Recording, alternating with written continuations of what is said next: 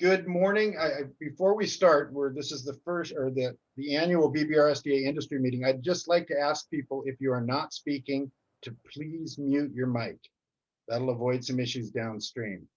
So if we could start with that, and then I'd like to welcome you all. My name is MJ, and I am your MC, and I'm the Vice President of the BBRSDA. And I wanted to make sure and recognize the sectors that are present here and thank them for showing up. We've got Northern Economics with Marcus Hartley. We've got Alaska Department of Fish and Game, and attending will be Tim Sands, Travis Ellison, Aaron Tiernan, Jordan Head, and Stacy Vega. In addition, we've got Bristol Bay Fisheries Cooperative with Michael Link, and we've close up with Fisheries Enforcement and Trooper David Bump. So those will be our presenters. We've got an agenda. There's quite a bit to go through. We've got a break built in. Questions and answers, you can put the questions into the chat box and raise your hand, and Francis Birch will then recognize you. At the end of each section, we'll be taking the questions and answers. But first, I think I'd start with, why do we put this meeting on and what's it about? I know why the BBRSDA does it. We do it because we've got a responsibility to our members to provide the most up-to-date and relevant information on all topics related to the fishery. That's why we have these diverse groups and organizations presenting. But I'd like to hear from some of the presenters on why they think this meeting is important. And I'd like to start with Tim Sands, if you don't mind, Tim. Good morning. Not at all. Morning. I really appreciate you guys putting on this meeting and inviting us to participate. I find it's a really good way to reach out to industry and fishermen. In the season when everything's going fast and furious, it's hard to really do more than just answer specific questions, and there's not a lot of time available to build relationships. And it's meetings like this outside of the crucible of the season that I find that can develop more of a relationship with fishermen or whoever, and that's where I find value. Thank you, Tim. Trooper Bump, would you mind just a word or two? Sure, good morning. Yeah, I'd like to extend an offer to any of the participants to help us do a better job with the enforcement of the fishery. So just by getting contact information and what have you out there, opening the line of communication to see if we can do a better job. Great, thank you. So that's the what and why of this industry meeting, and maybe next year we'll get to meet in person again. I know we all would like to do that because there's quite a bit of information that goes on before and after the meeting in private conversations. I'd just like to mention, if there's anything that's not on the agenda that you'd like to speak to, please put that in the chat box, and Francis will collate that for discussion. So to finish up, I'd like to introduce our incredible staff as well as the other board members on the call. Our executive director, Andy Wink, I think you all know, but I think we still need to recognize his achievements and what he's meant to the organization, as well as Francis Birch, Becky Machane, and Leilani Dunn. I am honored to work alongside this staff, and I'm fairly competitive, so I don't like to lose, and they make me bring my A game every single day, and I appreciate that. They bring out the best in all the other board members and the staff. On the call, we also have Tim Cook, Director Cook, and Patrick O'Neill, another director, and I don't see Mark Niver. Is Mark on the call? Does anyone know? No? Okay. So there's just a few of us here today, but we're representing. And if there's nothing else, then I'd certainly like to introduce Andy and let him get this show started. All right, well, thank you very much, MJ, and thank you to everyone who made time to be here today. Can't wait until we can do this in person again, but we're making lemonade here as we've done for the past year or so. So I'm gonna quickly go through kind of the market update here and give you guys kind of an outlook of what the market conditions are heading into the season, and you know, kind of what happened in 2020 as well. So let's get right into that. In terms of what happened, obviously COVID happened, and that changed everything dramatically.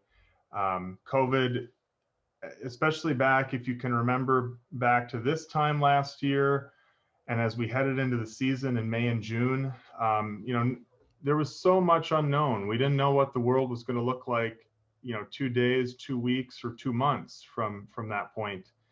And so I think that business risk ended up having a really large impact on, pricing and the value of fish. It also incurred a lot more costs for fishermen and especially processors to be able to get crews to be working safely and avoid having large outbreaks. So there was a lot more costs in operating last year, as everybody knows.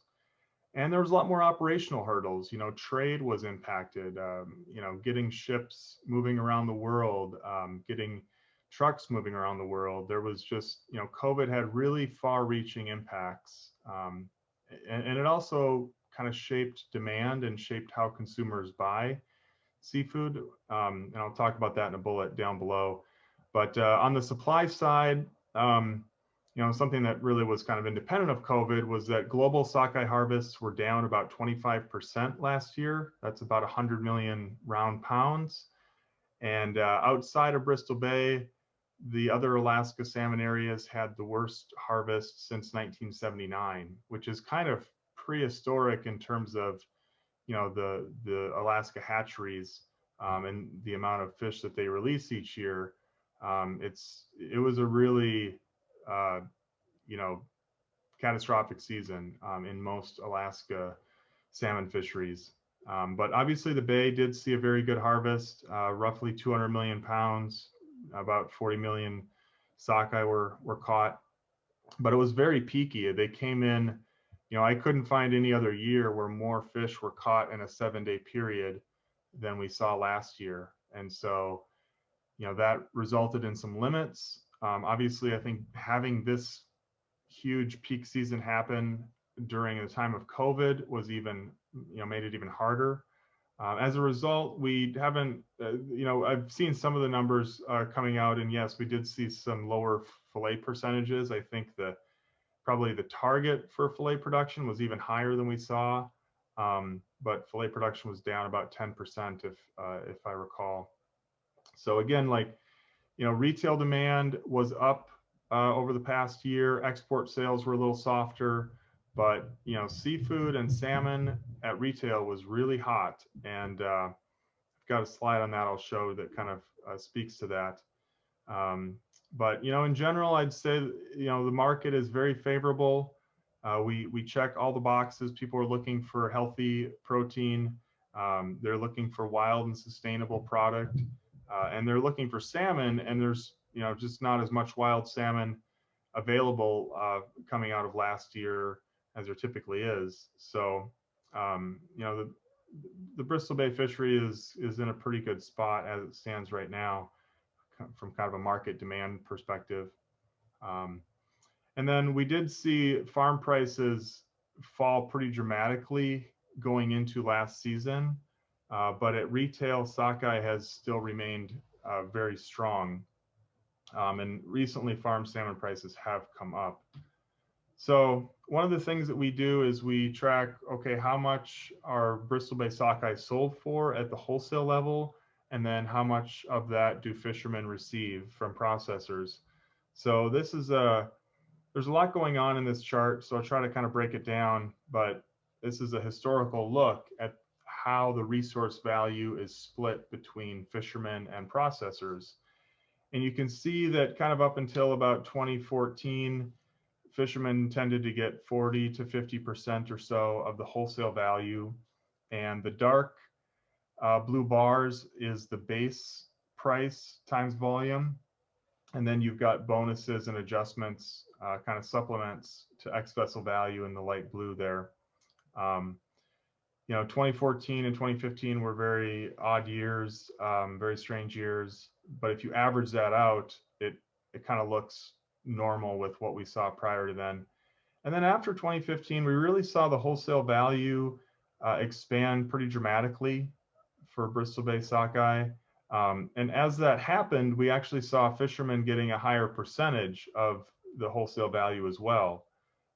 So, but for 2020, we don't know exactly how much the product is sold for at wholesale yet. It'll probably be this summer when we'll kind of get the final date on that.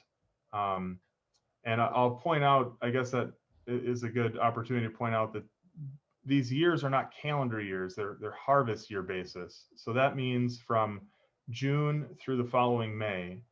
So the data that we're looking at for 2019 here would run from June 2019 through May of 2020. And so again, we won't know how much it was sold for until later this summer. But you can see this orange line here is fishermen's share of first wholesale value as a 5-year average, kind of smooths it out to say what's the 5-year average been like. And so, like I say, we've seen that as wholesale values come up, fishermen have gotten a higher share of that wholesale value. Looking ahead to 2021, the forecasts for sockeye harvest are up about 10%, so not nearly back to what we saw them at in 2019. I think a lot of that depends on whether other sockeye fisheries in Alaska produce as they're forecast to. The forecast is pretty similar. In other Alaska areas, the sockeye forecast is pretty similar to 2020, but of course, those fisheries fell very short last year. So we'll just kind of have to wait and see. Our competing product, farm salmon, the production looks like it's going to be fairly tight in 2021, especially in Chile. I think the projections I've seen suggest, flat to maybe even 10% less production. And so we've seen pricing for farm salmon trending up recently. Everyone expects retail demand to remain strong. There's a lot of people out there who are cooking seafood at home for the first time during this pandemic. And so we expect some of them will continue to buy seafood at retail. And with restaurants reopening, that should also help demand as well. We always have to keep an eye on the US dollar. It goes up, it goes down versus other currencies. It's roughly flat compared to this time last year at the moment, especially for like the yen and versus the euro. But we've seen that change in some years too. And that really has a big impact on what, how much demand there is in the export market. So we'll definitely keep an eye on that. And I think just in general, we'd expect demand for Bristol Bay sockeye to be strong. As a product, it really performed well over the last year. And so hopefully we'll see demand for raw material be strong this year. Looking a little bit at retail prices, this is the average promotional price for product put on sale at US grocery stores. And it comes from a survey that's done by Erner Berry. They actually just kind of collect promo prices from the same group of stores over time. And so we just average that out. And you can see that, now this is calendar year basis. And so the average sale price for sockeye ticked up in 2020, farm salmon ticked down. So we've got a gap there of $3.76. And since July 2020, that gap has been running more like $3.87 to almost $4.50. So there's a pretty significant difference, right, between sockeye prices and farm salmon prices in the grocery store.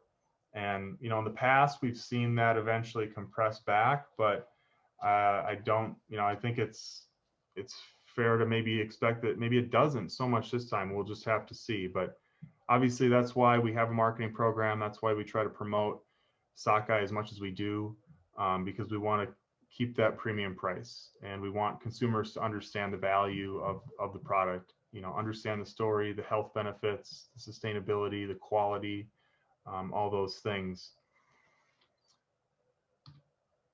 Looking ahead a bit more, sorry, I guess I had a kind of a duplicate slide in here, but I'll actually just pick down to the bottom.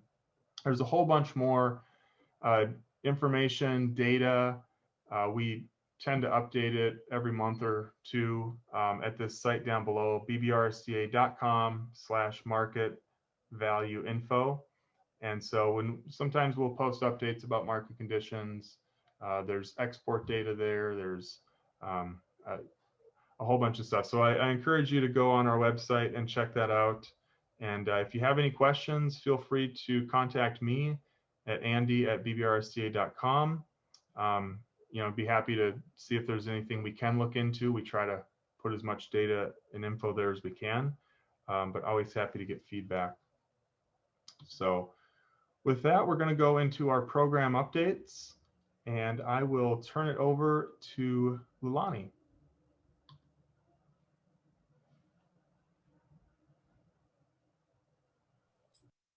Thank you, Andy. Hi, everyone. Good morning. Thanks for calling in, echoing everyone's sentiment. It's great to have you all here and not have you have to travel to see us, but it will be great to be in person when that is able to happen for all of us. So I wanted to start off the marketing program update with an introduction to our marketing committee. The success of our program relies heavily on their support and guidance, not only during our monthly committee meetings, but throughout the month. They are all available to me to lean on, to ask guidance for and support of, and it's been great. Chairman Michael Jackson, Nels Urey, Ben Blakey, and Reba Temple. I also wanted to thank our contractors, Mark Jones. He's our retail consultant. He's been in the industry for over 20 years. He makes a lot of our wonderful promotions possible. And also to our Anchorage-based agency, Rising Tide Communications. They help manage the brand, build the brand, and it's quite the all-star team. So thank you to everyone. Next slide, please. All right. So I was giving a huge overview of our marketing program, and our goal is to increase the fishery value by raising the demand for Bristol Bay salmon. And how we do this is through promotion, branding, marketing tools, and PR. Our retail promotions, especially this last year, were a huge success. The sockeye, our Bristol Bay sockeye, is in over 2,200 stores. This is a 175% increase over 2019. And this resulted in a 52% lift in retail sales on average. This map shows our span of retail promotions we've had in the last year. And we put our international footprint doing a promotion with Save On Foods up in Canada. Next slide, please, Andy. One of our big successes of 2020 and effects are still happening in 2021 was our new consumer-facing website, the Salmon Cooking Guide. And this site showcases a wide range of simple, easy cook-at-home recipes and techniques to help overcome a key challenge for the salmon consumers and how to prepare it. This was obviously really successful in this last year with more people cooking at home. Consumer market research and retailer feedback bolstered by dramatic change in the consumer habits. So the easy cooking methods and recipes with easy to find ingredients were key to making this guide. The Bristol Bay brand responded with a curated custom website, and that is aiming to build confidence in home cooks. The new guide features contributions of cooking demonstrations, expert tips, and more from leading culinary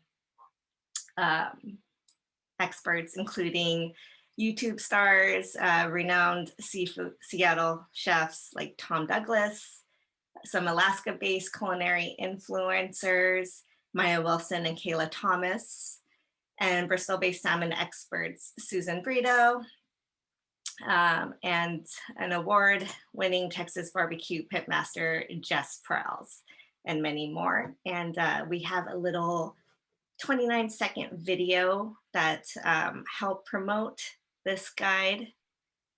Andy, if you will.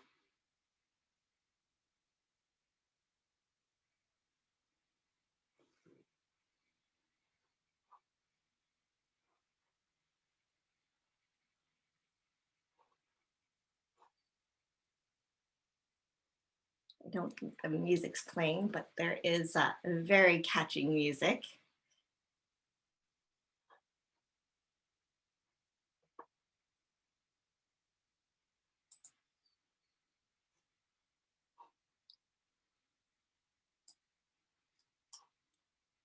Thank you, Andy. And then you can continue on to the next slide. Another creative point of sale tool we developed over the last year that we are also rolling out in 2021 is our new Bristol-based sockeye salmon buyer's guide. And this buyer's guide outlines product forms, sizing, and best practices for wholesale buyers and retail teams. The guide addresses frequent questions asked during dozens of retail partnerships with the Bristol-based sockeye salmon brand over the last 4 years. This is available on our media library guide. The link is there. You could also find it on our marketing website as well. This is available in print and digitally. Next slide, please. And last is we have focused a lot on working with direct marketers that offer Bristol-based sockeye salmon. We've included additional posters, recipe cards, ice signs, and stickers to help tell direct marketer stories, our story. And last season, we did a pre-season digital direct marketing promotion with direct marketers to help promote their sites via our site. And this upcoming year, we are going to have that same digital promotion opportunity, but we will be doing it post-season around early September. So please stay tuned for that. And that is my brief overview of the marketing program.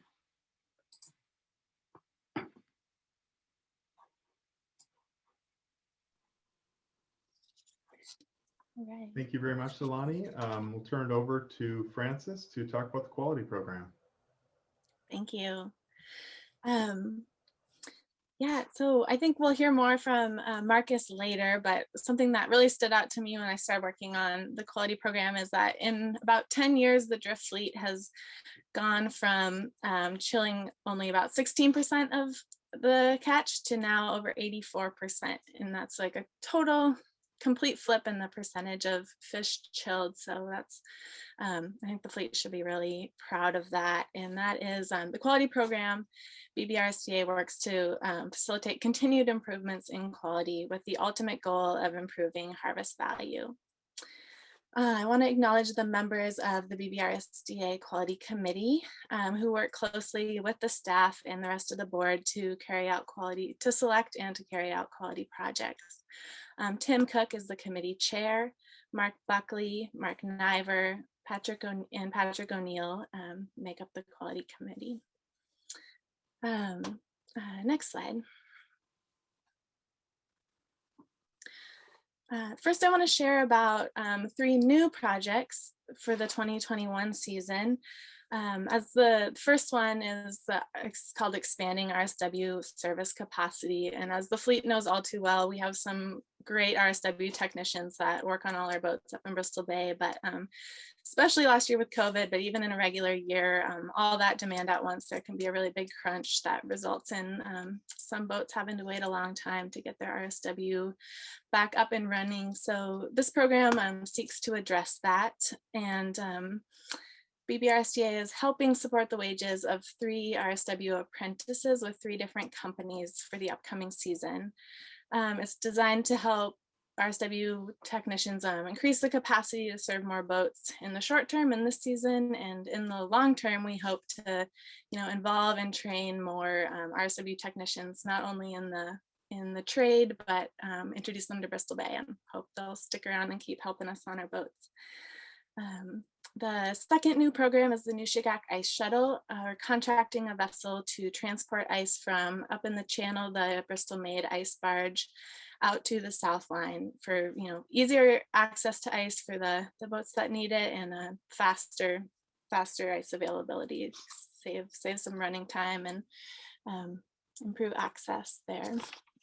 And third, not entirely new, this program was operating at a smaller scale last year, but I wanted to call it out. It's really exciting.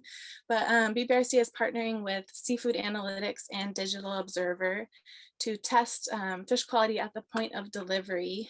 And this study uses certified quality reader technology, it's a handheld device, and it measures cells' electrical properties in an instant and objective measurement of the flesh health and breakdown. So while temperature has been our main measure of quality and is effective in some cases, this is a new technology that could help us get a more holistic look at fish quality at the point of delivery and give us a better idea of what's working well and what we can continue to improve. And so there'll be 15 of these different tenders with 3 processors this summer. So you might see the QCs on the boat doing those tests on your fish, and we will have all the data available at the end of the season. We look forward to that.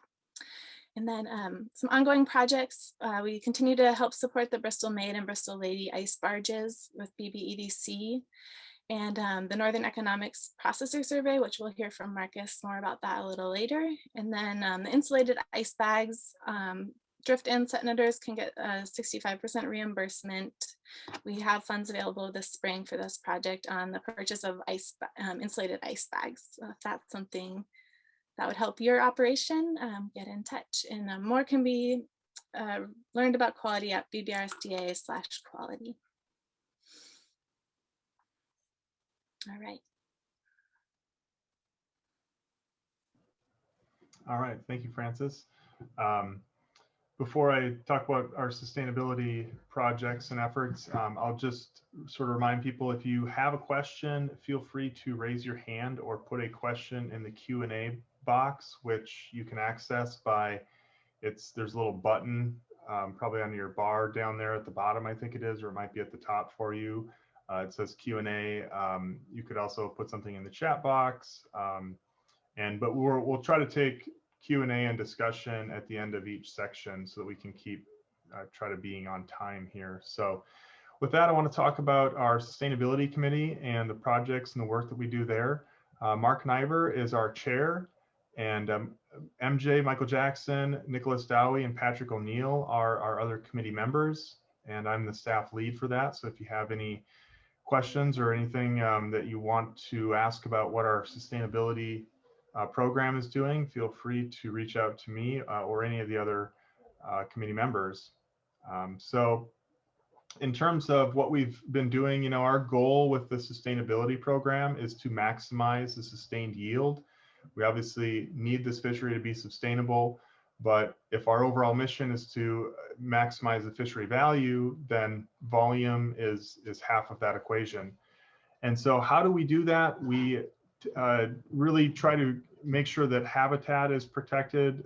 This fishery is probably its most unique asset is the incredible, pristine, and productive salmon habitat in Bristol Bay. We also supplement management, fishery management, through the Bristol Bay Fisheries Collaborative and Port Molar Test Fishery. And we fund research as well. You know, and I'll talk a little bit about that here at the bottom. But in terms of, you know, what we've done with BBFC and Port Molar, we've helped fund a second research vessel, which was really critical last year because the primary research vessel was not able to make it up to the bay. And I know Michael Link will talk more about that. And then on the BBFC side, you know, there's a lot of core fishery management programs, which as the state has had to cut budgets, have been cut out of the state budget. And we realize that it's just critical and vital for this fishery to have a really robust fishery management program. And so through the RSDA, through BBEDC, and through you know, getting funding support from the processors, as well as some individual fishermen, we've been able to replace that and keep those core programs funded. And I think it's been really helpful. It's kind of hard to quantify, you know, what the exact impact of that is, but you know, as we've seen budgets being cut in other areas, our harvests and the data that we have on this fishery has remained really robust.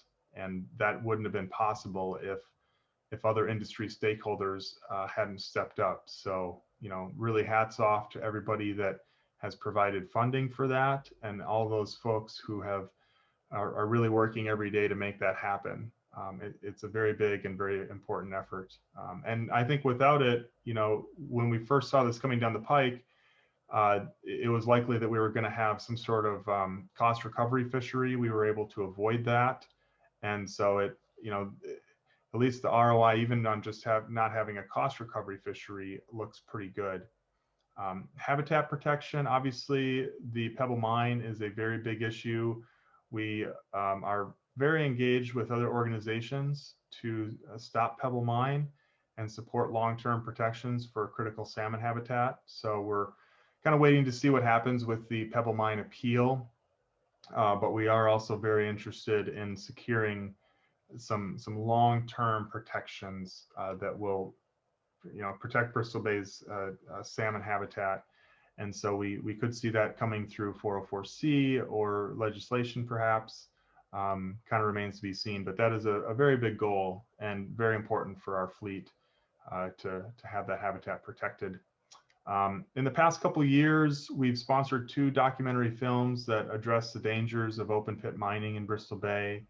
One of those is The Wild, which hopefully a lot of you have had a chance to see, and there'll be another forthcoming one. I believe it'll be out this year. So stay tuned for that. And then of course, we do fund a lot of research. We've been working with the University of Washington to apply machine learning and artificial intelligence to trying to improve forecasting. Last year, that it looked like that effort did bear fruit, as we were able to get, you know, looking at least backwards in hindsight, able to get more precise predictions around what, you know, how much was actually going to be caught and what the forecast ought to have been by mixing different models. And so this year, UW staff and also Curry Cunningham from University of Alaska Anchorage is going to be applying some of these same methods to look at run timing, see if we can learn more about when the fish are coming back, just, you know, not just how many and where. We've also been doing a lot of work with Daniel Schindler from the University of Washington about otolith mapping. That gives us a better sense of where fish are coming from within the watershed, where they're being born and where they're rearing. And that, you know, that just helps us understand the salmon production and the system so much better. And so that's been very helpful. We've done economic data and economic impact reports in the past. There's a new one out that was funded by the Bristol Bay Defense Fund that McKinley Research Group did, and I encourage everyone to check that out. It's very well done, and it's got updated numbers in there. Last year, we funded a tailings dam failure study to look at the proposed Pebble Mine, and if that bulk tailings facility were to fail, what the impacts would be. They would have been pretty expansive and pretty it would definitely have done a lot of damage. And if built, that risk would still be there. But unfortunately, that was not something that the Army Corps really took a hard look at. And so we stepped up to try to fill that gap. Another gap that we worked with several other groups on to fund was a seismic study to look at the seismic risk in the area where the Pebble Mine is proposed to be built. And you can see those reports and presentations at bbrsda.com/reports. So I won't go into them in depth, but some excellent research there that we've funded. And, it's great to work with amazing partners on that. We're really lucky to have access to, world-renowned experts on these topics. So with that, I'm going to turn it back over to Frances to talk about our outreach program. Thank you. And I'll run through this pretty quick, but yeah, the goal of the outreach program is to engage with the fleet and others to further the organization's mission. And really, the more people that are involved and engaged with the BBRSDA, the stronger the organization is. So that's the purpose of the outreach program. Like we've mentioned, but our committees are really important. And Nels Urey is the committee chair, Melanie Brown, Michael Jackson, and Rita Temple are the others on the outreach committee. Go ahead. Yeah, so I'll go through this pretty quick, but some of our outreach efforts is the market info, and Andy's mentioned that a couple times, and that's on our website and under For the Fleet, and then market and value info, and keep that pretty updated with important data and information. The KDLG's fishery report, we know that's important when we're out on the water. That's something we partner with KDLG for. New in 2020, we started the merch store, and it just makes apparel with the Bristol Bay Sockeye Salmon logo available at cost to fishermen. We know fishermen are the best ambassadors for fish, and we love to see people out wearing the logo and hopefully striking up conversations with people about the cool job we get to have and the awesome fish that comes from it. We did an annual report this year for the first time, and that will be hitting your mailboxes soon with your board seat election ballot. So keep your eye out for that this week. Looking into senator inclusion, no actions have been taken towards a vote on this yet, but some senators, like to speak with the board and committee members about this possibility in the future. And best way to stay in touch is to subscribe to our monthly newsletter, and the fisherman's profile and photo contests are other ways to engage. The photo contest will be happening this summer and fall.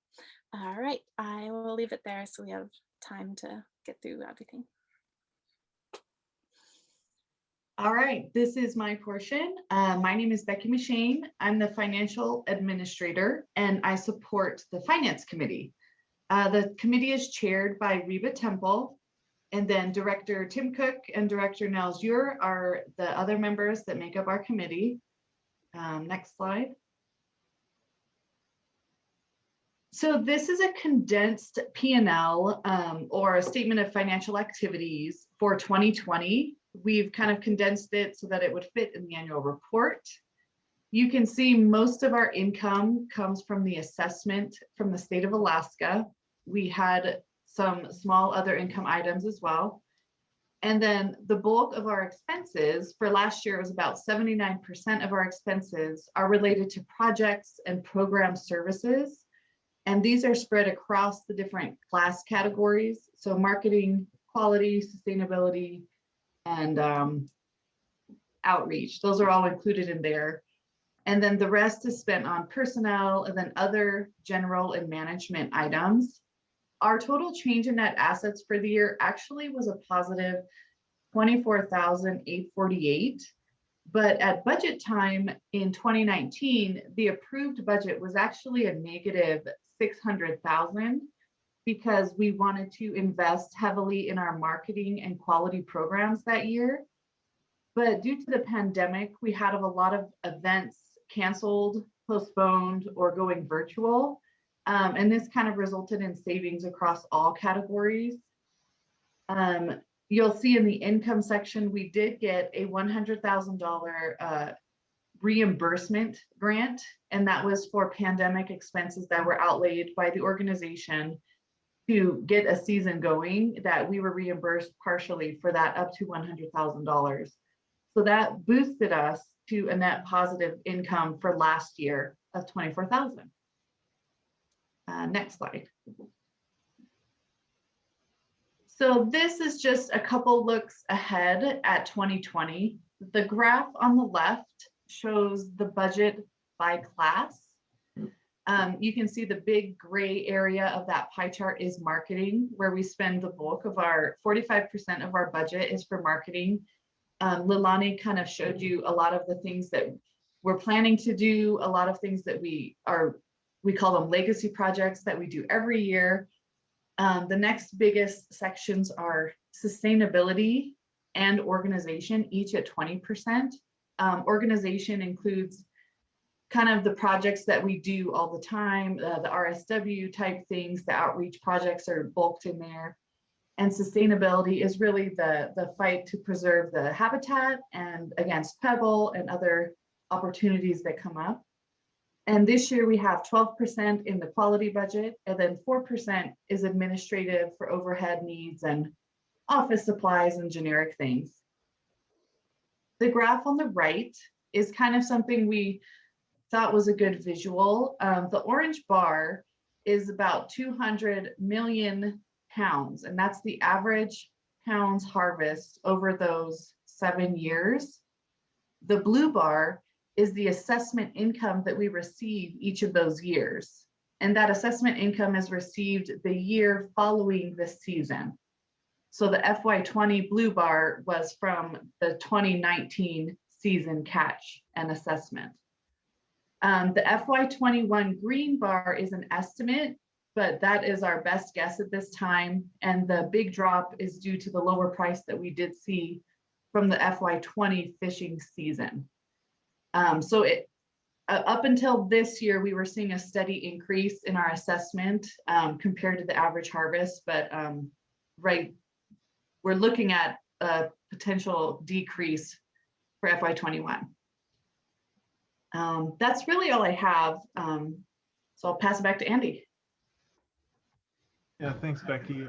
And the only thing I'll mention on the finances part of it is, there has been some retros paid out this spring, but it's our understanding that because they're paid out after the first of the year, that we do get an assessment on retros, but that would be attributed to 2021. So the RSDA wouldn't realize the assessment revenue from that until 2022, and we tend to get the assessment funds in June or August, so that's kind of how the timing works there.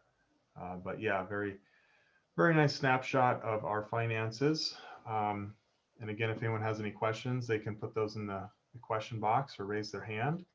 So that's kind of the end of our program updates. I think I'll give just a moment before we hand it over to Northern Economics. If anyone has any questions or comments, we could probably take a minute or two for that. And so I don't see any. I haven't seen any pop up throughout the presentations, Andy. Yeah, no problem. Well, why don't we just go right over to Northern Economics, and Marcus Hartley is with us to talk about the processor survey that they do. Marcus, if you want to just share your screen, you can go ahead and drive through that yourself. Okay, you can hear me, I guess. Let's see. Are you seeing my screen?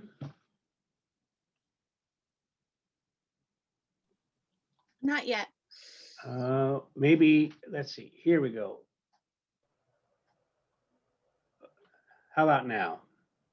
Looks good. Okay.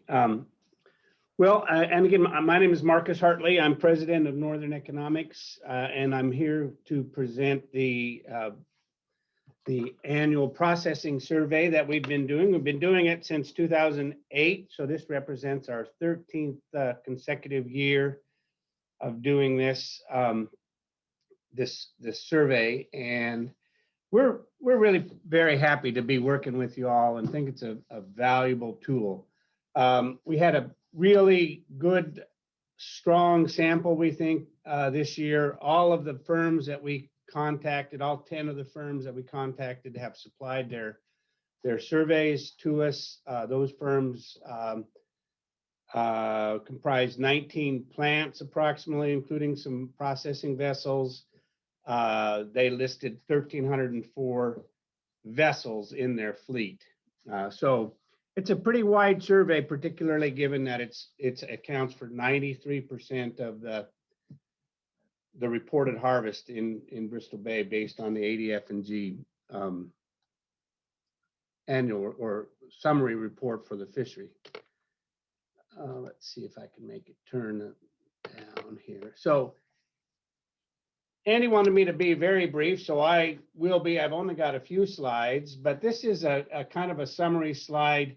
It actually is a series of 6 bar charts showing the last 3 years of data, 2018, 2019, and 2020. And so this first group shows the total round weight from the ADF&G summary. It's all based on pounds here, as you can see. And then this next group, again, 2018, 19, and 20, shows the round weight within the survey, and it's averaging about 93%, 94% of the total. So we're really pleased that we've got a pretty good sample going on here. And then this third set shows the round weight pounds of chilled fish in the survey as reported, and for the last 3 years that's been up above 150 million pounds round weight that have been reported in the survey. This next bit is using the right side axis, and then these are all on percentages. This shows the chilled percentage of the total. 79, and total including not just the drift net fleet, but the set net fleet as well. So 79 to up to 84% this year. So there's some good improvement there.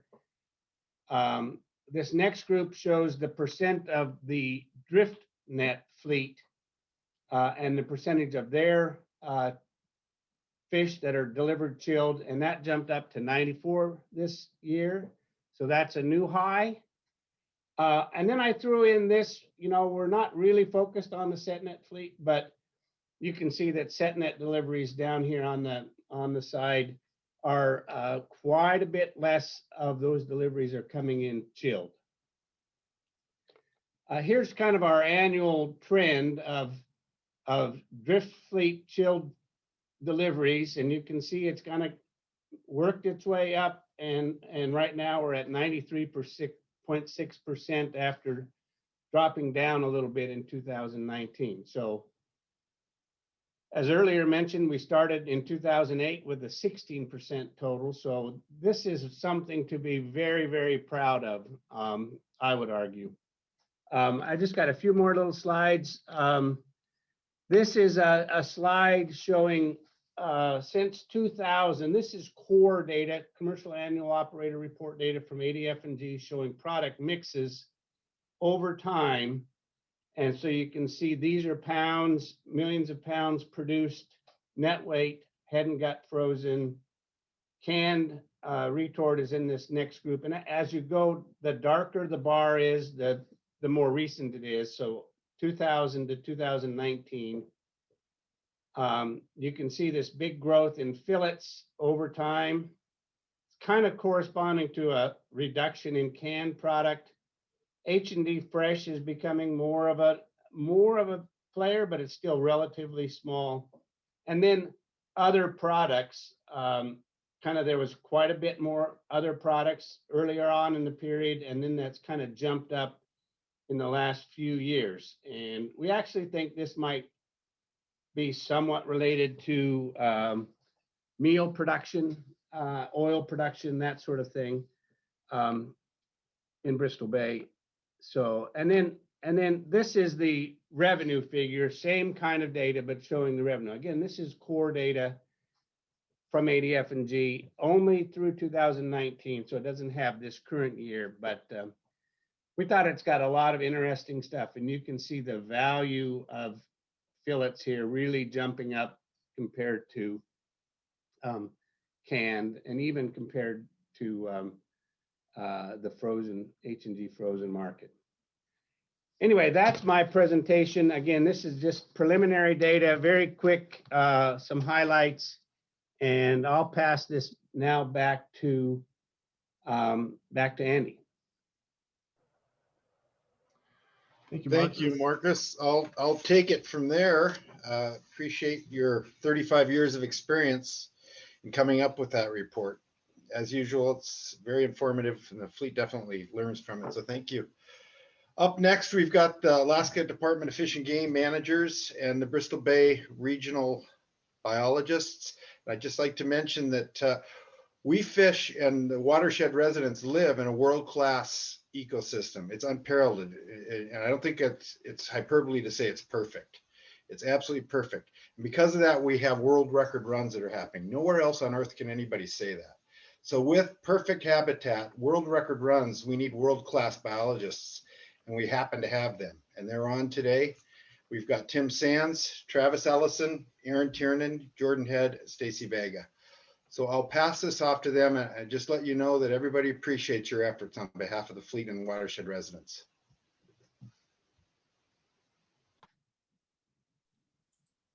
Thank you, Michael. I guess we'll start off with the forecast presentation. Give me 1 second to get my screen shared, but while I'm doing that, introduce myself. My name is Jordan Head. I am the assistant manager for the west side of Bristol Bay, as well as an assistant research biologist. And so a lot of the people on the Dillingham side I've interacted with over the last 3 or 4 years, but a lot of the people on the east side of Bristol Bay I don't get to see as much. And this is the first time I'll get to present to the group. So can you let me know if you got this presentation? I see a thumbs up from Andy. So yeah, we'll go through the forecast presentation, and Stacy Vega will be talking to you guys about our ASL program, and then we'll get it over to the managers for their outlooks by district for the season. So yeah, so what we'll be talking about here is the ADF&G preseason forecast. This forecast is the effort of a lot of people. Greg Buck, you guys have gotten several presentations from him in the past. He leads our forecast process, and we have Stacy Vega and myself who help out with that, and as well as a group effort from the whole remainder of our staff. And want to say a special thanks to Dan and in the genetics lab for getting us all of our genetics roundup, and yeah. So the Bristol Bay forecast is made up of, let me see if I can get rid of this real quick. Sorry, the Zoom call was covering my notes. The Bristol Bay forecast is split up into 36 individual predictions, and these predictions are split up by the 4 major age classes, which you see here across the top of the screen, 1 2s through 2 3s, and then the 9 major sockeye salmon producing river systems. We sum up these individual predictions into different categories. You can see it going down the screen. We sum them up by age class, and then over here on the right-hand side, we sum them up by district to give you individual river totals as well as district totals. I'm not going to dive into individual districts too much during this presentation. It'll be focused mainly on the total forecast, but it is available for you guys to look at in our preseason forecast news release, as well as the season outlook. So if we sum up all these individual predictions, we get a total Bristol Bay sockeye salmon run of 51.06 million fish coming to Bristol Bay this summer. When we look at how this compares to preseason forecasts of the past, we can see that this forecast is the 7th largest forecast put out by the Department of Fish and Game, and it's the 3rd largest forecast in the last 20 years. You look at how it compares to this recent higher productivity regime, you can see it falls very in line with what we've seen in the last 7 years, indicating that this high productivity regime should continue for another year. But what may be more interesting to you guys is how it compares, how our preseason forecast compares with what's actually observed. You can see in this figure that the years forecasted, in red, we see the preseason forecast, and then blue is what was actually observed returning. You'll see that particularly in the last 6 years, the department's been under forecasting the returns associated with this recent high period of productivity. But I think this next set of figures gives us a little bit better look at that. So what you see here in the bottom figure, you see the same relationship we just looked at. The forecast is in red.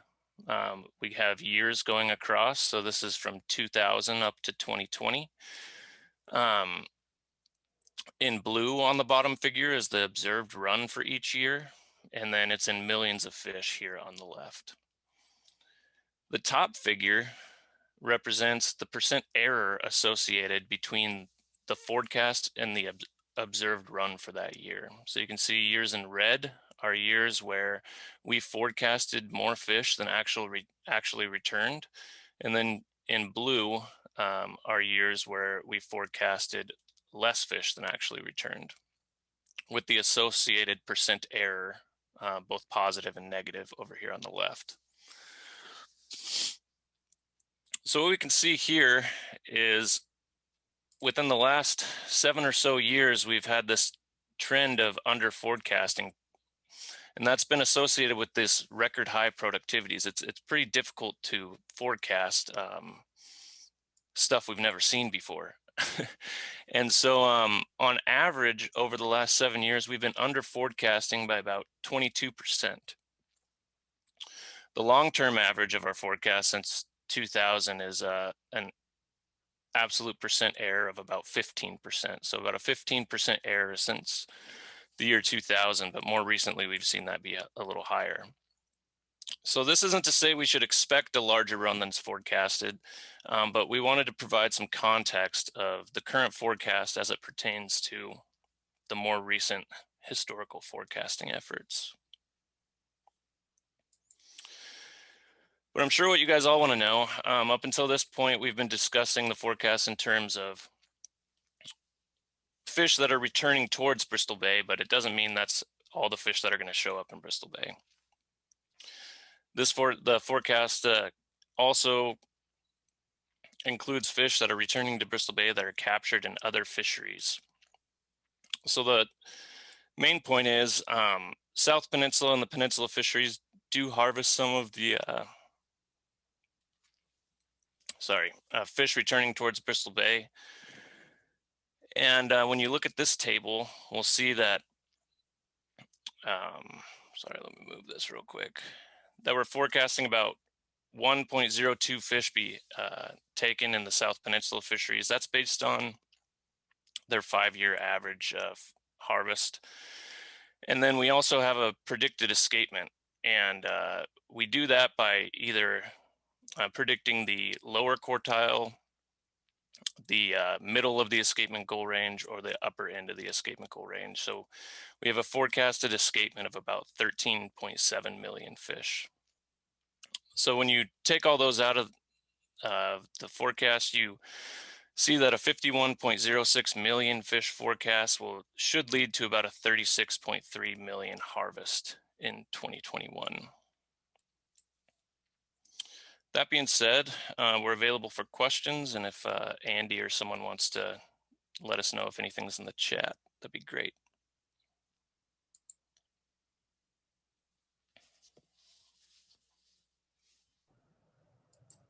I don't see anybody with their hand up or with any questions in the question and answer box. John Woodruff just raised his hand. Okay, John. Let me find him. Okay, I think John, I'm unmuted now. you are. I can hear you. Hey, so my question is, in the news, what's your sense about kings? Because they're probably going to drive some of the harvesting equation there. What's your sense of kings? Yeah, we don't currently do a Chinook salmon forecast, a king salmon forecast. It has been pretty depressed over the last several years, as we all know, and we wouldn't expect a dramatic change in that, although we're hopeful. Tim Sands has prepared some stuff to talk to you guys about as far as what the outlook is for the Nushagak district. But we would expect it to be pretty similar to recent years without and not this large rebound, although we are hopeful.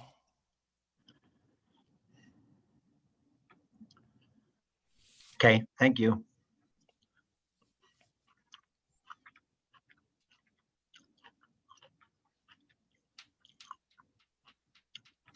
Any other questions?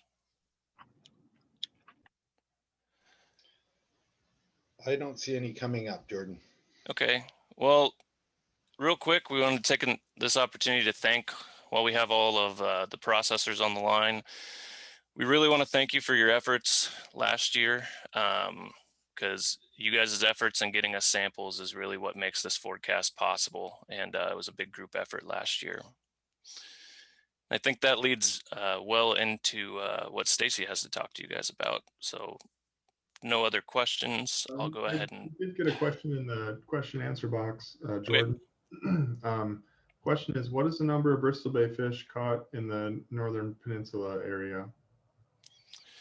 Yeah, I thought this might come up. So how we have traditionally done our forecasting in the Bristol Bay sockeye run reconstruction, we don't split it out by North Peninsula and South Peninsula. When the run reconstruction was developed, the choice was made to just use South Peninsula harvest. We know that not all the fish caught in the South Peninsula are Bristol Bay destined fish, but that number gives us, by using the entire South Peninsula harvest in the run reconstruction and subtracting it from our forecast, it gives a pretty similar number to what you would get by including North Peninsula as well.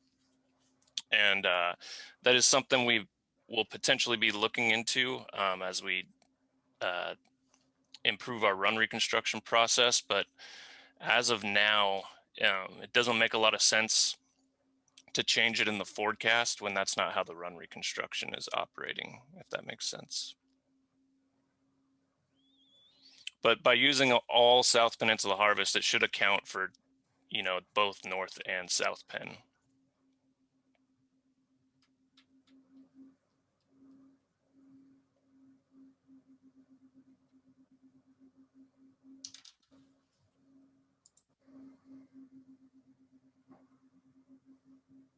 Okay, I don't think we have anybody else, any other questions or hands up, so let you guys keep going.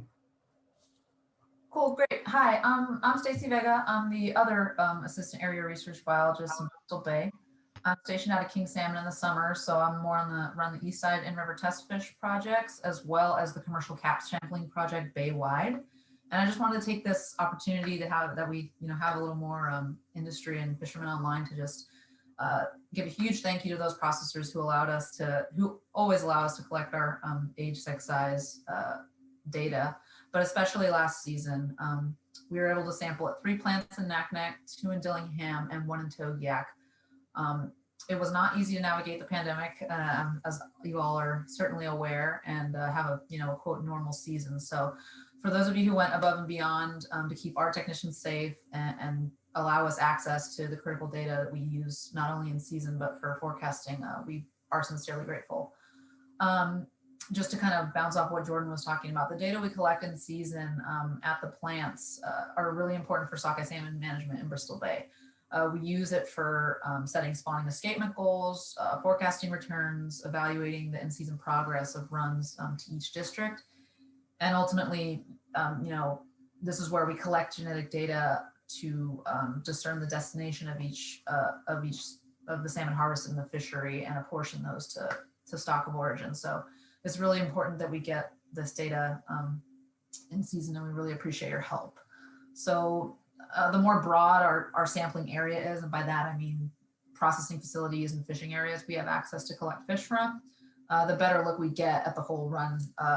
So it's really important to get as many samples and from as many locations as possible. So hoping to expand our sampling this season. I know with vaccine availability, there is a potential for more plants to be available to us as in past years. And hopefully it's kind of my outreach to please, if you possible, to work with us, willing to share your fish with us so we can expand our coverage and get samples from more openings and from across all segments of the run. We really appreciate it. It ultimately improves our forecasting. It keeps our time series going strong. We have age, sex, size data back, you know, pre-statehood. So important to keep this time series going. I'll be getting in touch with plant managers as we get closer to the season, and, you know, once we're kind of out there, and see what protocols look like on your end and on the ground. But please feel free to reach out to me anytime with any questions, concerns you might have about us sampling in your plants, and what your protocols might look like this year. And yeah, just looking to improve our sampling and get as many fish plucked for scales and lengths and in weights as possible. So it really helps us, the broad overall scheme of management in Bristol Bay. So thank you so much again to those processors that helped us last year and worked through those struggles, and hoping to get some broader coverage this year as well. So if you have any questions on ASL, I'm happy to take them. Otherwise, I'll probably pass over to managers for their outlooks.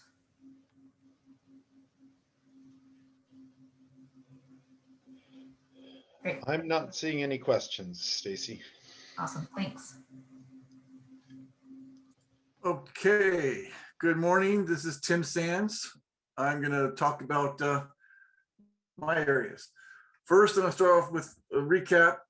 First, I want to say that the outlook, the preseason forecast, and the season summary are all available online. The outlook just came out on Friday, but it's all available online. If you want to look it up, you can find it there.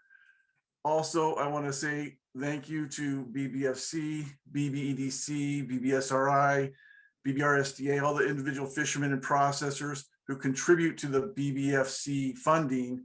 It really makes a huge difference for us and allows us to do a much better job managing this fishery. Thank you. Okay, for Togiak in 2020, the Togiak district had a just below average harvest in 2020.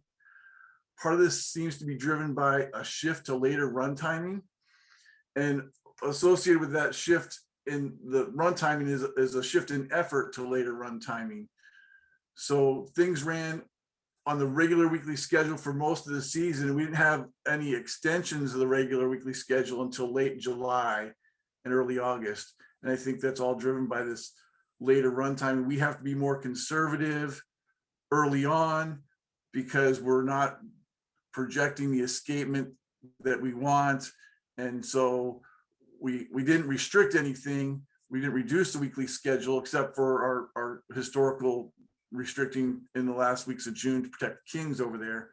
But we're going to try and keep an eye on this and maybe adapt our management a little bit, fly a few more aerial surveys over there and see if we can see that we're going to make the escapement goal a little bit sooner. And then we can be a little bit more aggressive early on in the season. As far as the outlook for Togiak, again, it's looking like a very average run over there. So we anticipate reducing that weekly schedule at the end of June in the Togiak section to protect kings. And then we're just going to watch the run develop and try and get a few more aerial flights over there to see if we can see fish moving up. We'll look at the catch per unit effort. And if we can justify extensions to the weekly fishing schedule earlier in the season, we'll do that.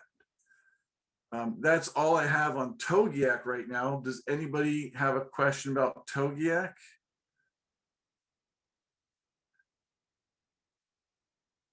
All right, I'm gonna jump over to Nushagak then, because I'm guessing we'll probably get more questions. Pretty good questions. We'll get them about Nushagak. So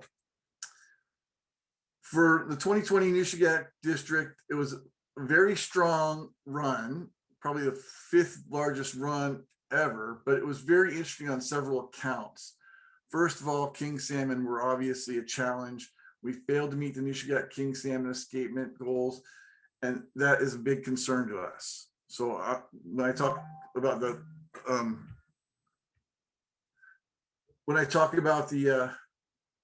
outlook, I'll talk more about that. Run timing was interesting. We had a little bit of a push of fish around the 24th to the 26th of June. And that's when we started fishing. We started fishing on the 25th in response to this push. And after that, though, there was kind of a lull. And the lull lasted till around the 4th of July. And then things really picked up. And we ended up having 4 million fish harvested between July 5th and July 9th, which is really a big push of fish. And so escapement went up and the harvest went up, and it was really strong few days there.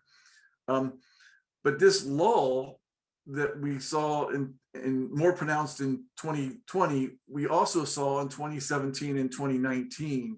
And I'm not sure if it's a new trend or just specific to those years, but it does seem like we're having a push of fish that kind of peaks around the 26th, and then a little bit of a lull, and depending on run size, it could look bigger or smaller, and then another big push of fish come in that lasts to middle of July. We had good coho salmon fishing in 2020.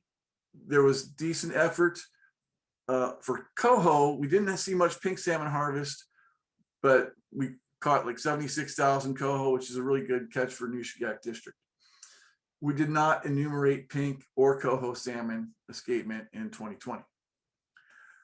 Now looking forward to 2021, obviously king salmon is a big concern. If we're behind on king salmon escapement, we'll take every opportunity to get gear out of the water. This means that we will not go to continuous fishing with set gill nets till sometime in July. We're just going to try and take breaks wherever we can and get gear out of the water. We'll see how fast the fish push in early in the season and try and delay starting the season in the district until we really have to control big pushes of escapement. If we see another lull like we did last year and so those other years, we'll be taking time off fishing then. And anything we can do to get gear out of the water early on to get kings by is what we're going to try and do. We'll have shorter openings in June, think 4-hour drift openings, 5-hour drift openings. We will closely monitor the Wood River sockeye salmon escapement and try and balance controlling that with commercial fishing effort in the district and also allowing king salmon passage. Our sonar should be counting by June 6th and the Wood River Tower should be counting by June 17th. As the regulations are now, we cannot fish in the Wood River Special Harvest Area to protect Nushagak king salmon. Lastly, permanent holder agent authorization forms have changed slightly again this year. So those are out to processors and your processors will be mailing them to you, emailing them. And if processors need them, they can contact me. We're accepting those. For fishermen, you should route them through your processor. Don't route them directly to Fish and Game because your processor needs a copy and we want to make sure they're all correct before we get them. But one of the big changes, we will accept the permit holder signature as an electronic signature. So this means that the permit holder doesn't have to print it out, then sign it, then scan it back in. They can just sign it electronically and send it back to the processor. The district registration forms available online as well. And if you need stuff like that, you can also email us. That's all I have. Any questions?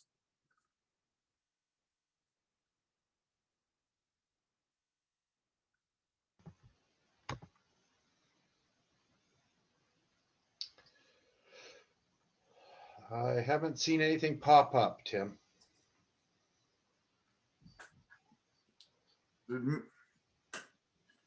Okay, well, I'm always available here in Dillingham office. You can get me by email, you can get me by phone.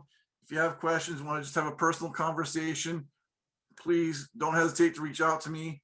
I appreciate the opportunity to talk to fishermen outside of the regular season, so don't hesitate to call. Thank you. All right. Hi, everyone. I'm Travis Ellison. I'm the Naknek Queejack biologist. So I'll give a little recap, similar to Tim, a little recap of the 2020 season and kind of how we expect 2021 to maybe shape up. So 2020 was a big year for the Naknek Queejack district. Total run to the district was 24.7 million fish. Catch was about 14.1 million fish. Total run size by river system was about 10 million for the Queejack River, about 4.6 million for the Lagnac, and 10.2 million for the Naknek River. So that is the largest run size to the Naknek River that we've seen. Escapements worked out to 4 million for the Queejack, 4.1 million for the Naknek, which is also a record escapement for that river, and 2.4 million for the Lagnac. So a very big record run, above average in the Naknek, above average in the Lagnac and Queejack. The way the run shaped up, it's since 2015, you know, the run timing's really shifted compared to, you know, previous decades.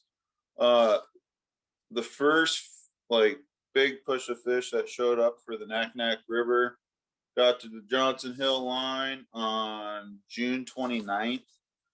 That was kind of one big pulse.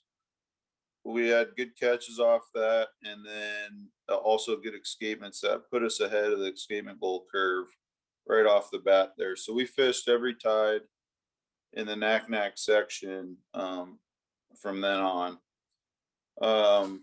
There was a little lull for a day or something, and then the next pulse hit, and it kind of continued and never really slowed down in the Naknek. The Queejack did well, as usual. It comes in later than the Naknek, but it kept pretty good pace with the escapement goal curve.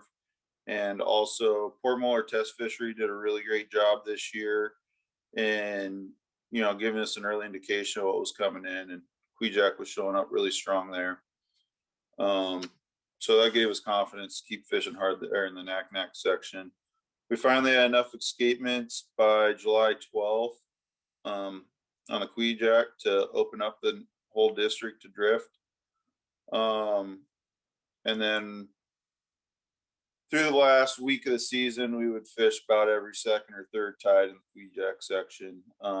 That's such a big area for fish to move through. It takes them 2 to 3 tides to get through there. So we can't really fish the full district in most cases in order to get some late season escapement there.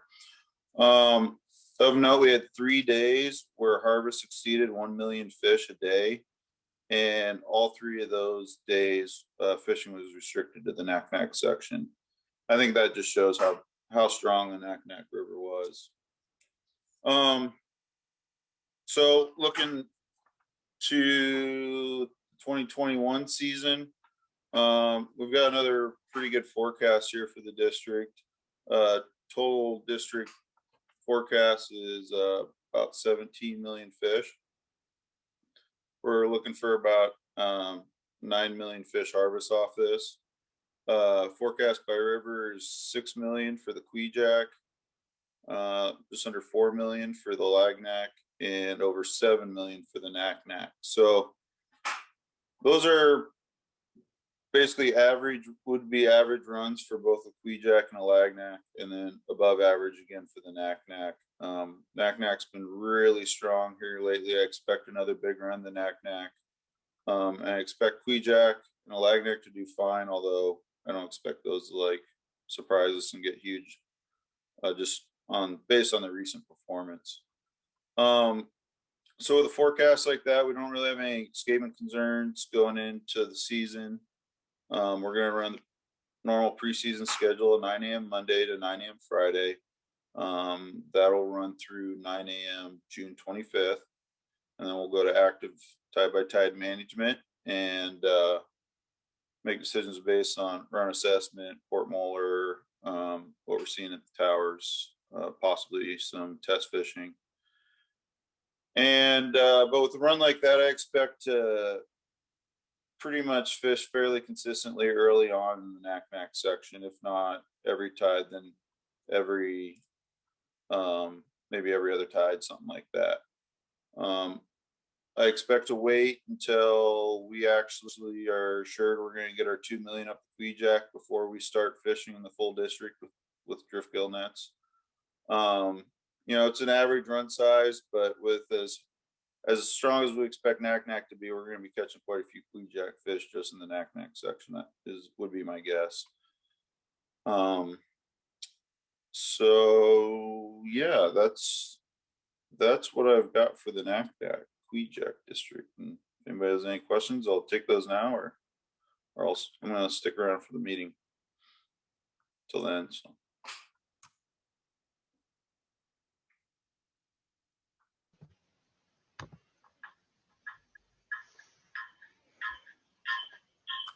All right, see you now. I'll pass it over to Aaron. Yeah, good morning, everyone. My name is Aaron Tiernan. If you don't know me already, I'm a biologist for the Igigik and Ugashik districts. And I'll start off with the Igigik district and give a summary of last season and the forecast for the 21 season, and then move on down to the Ugashik and do the same thing. Starting off in Igigik, last year's total run was about 15.8 million fish, which is about the 5th highest that we have on record. So it was a pretty good year last year. Harvest ended up at about 13.4 million, and we had about 2.4 million for escapement. That harvest was the 2nd highest that we've had in the last 20 years. I think it was only behind last year's harvest, which was another really good run there. Fishing was fairly consistent throughout the season last year. We took a few random tides off to try to get some fish upriver because we were fishing pretty hard early on, and we were behind the escapement curve just a tad. So I think we took a tide off on June 29th, and then maybe again on July 5th or 6th. And yeah, and then from there on, it was pretty consistent fishing every tide. And then for the forecast for the 21 season, we're looking at a total run of about 11 million and a potential harvest of about 9.2 million. We're going to start off the early season schedule of 9 a.m. Monday, 9 a.m. Wednesday, and then 9 a.m. Thursday to 9 a.m. Friday on June 1st. And that'll go until 9 a.m. on June 18th. And then from there on out, it'll be more active management. And that'll all depend on how the fish are moving. And then moving on down to Ugashik. Last year's run was cooperated a little bit better than the 19th season. Those fish didn't really hold around. They came into the district, moved through in a more normal fashion. So we were able to have a little bit more consistent opportunity last year than we did the year prior. The total run last season was about 4.3 million. Harvest was 2.6, and escapement landed at about 1.7 million. And then for moving on to the 21 season forecast in Ugashik is better than last year. We're looking at about 6.5 million, coming back with a potential harvest of about 5.3. And early season schedule will start on June 1st and then last until 9 a.m. June 23rd. And that is a 9 a.m. Monday to 9 a.m. Friday schedule. We did move the line, the northern boundary line in Ugashik last year due to the walrus haul out at Cape Greg. I have not heard if they are there this year quite yet, but I will be calling around here as the season draws near. And if they are in fact hauled out there, we'll be adjusting that northern line as we have in previous seasons. And after the 23rd, with this larger forecast, as long as our numbers are looking good, I'm probably going to be looking at a little bit more consistent opportunity in the early season, just with the larger forecast coming back. It would be nice to have a chance to get some more of those fish. Yeah, so that's about all I had for Igigik and Yigashik. So I'll be waiting if there's any questions, and if not, I appreciate the opportunity to present to you all today.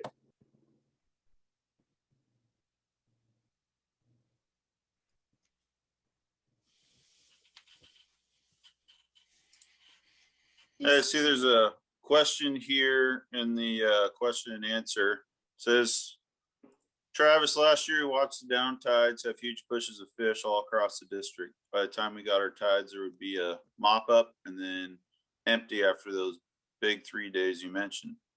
We noticed at the end of the season quite a large overescapement to the Knack-Knack. With another above average forecast, are you willing to adapt to what fishermen are reporting in season? So I kind of left this out of my summary, but we did fish through some lower tides. We didn't fish the low tides last year, but we fished the holdover low tides. We had some 19-hour periods. You know, the management plan for the Knack-Knack says to fish from the 7-foot flood to the 7-foot ebb to help conserve king salmon. And as we all know, king salmon numbers have been down. Even we don't actively assess them in the Knack-Knack, but all indications are is that they've not been strong. So we're trying to stay mindful of that. Although we have been trying these longer periods to see if harvest would increase by giving some access to some lower water, lower tides. And for my set, I haven't noticed this. We've been trying, I think, the last 3 years, and I haven't noticed where with these longer periods, fishing through 2 high tides and a low tide in between, that harvest is increased. That's kind of similar to the thinking of opening up the whole district, your harvest is going to go up, when last year all 3 harvests that were the highest were restricted to the Knack-Knack section. You know, escapement of 4 million, yeah, it's an over escapement, but we fished every single tide throughout the season. Everyone knows there were capacity issues. So, you know, we can give the time, but when the limits are there and people are limited to what they normally could catch just by capacity, that's going to lead to over escapement. I don't think just opening at the lower tide, that's not going to increase our harvest because it's already limited. I think in that case, we would start to, you know, risk increasing harvest on kings, which is something we don't want to do right now. So that's my thoughts on that for now. I'm still open to maybe trying this again in the future, and maybe try some low tides, and you know, maybe we can do this when we're not seeing processing capacity issues. But it's, you know, it's a learning process. So that's what I've got for now. Thanks.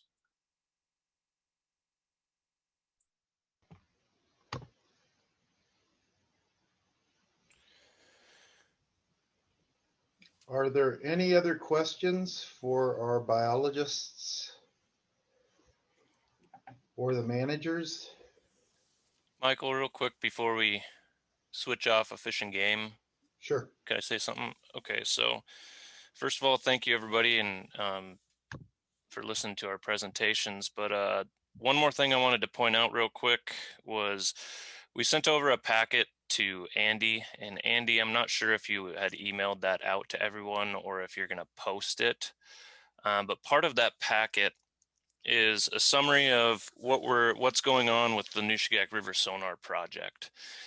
And so we typed out about a 1-page kind of executive summary on a process that we've started. And I wanted to give you just a quick update on that. And there's with the recent downturn in Chinook salmon, kind of the Chinook salmon assessment in the Nushagak has come under question quite a bit and kind of come to the forefront as far as people wanting to solve that problem. And we understand that the accuracy of the Nushagak River Chinook salmon assessment and the associated counts or index counts with them are in need of improvement. So we've gone ahead and started a process to work through that.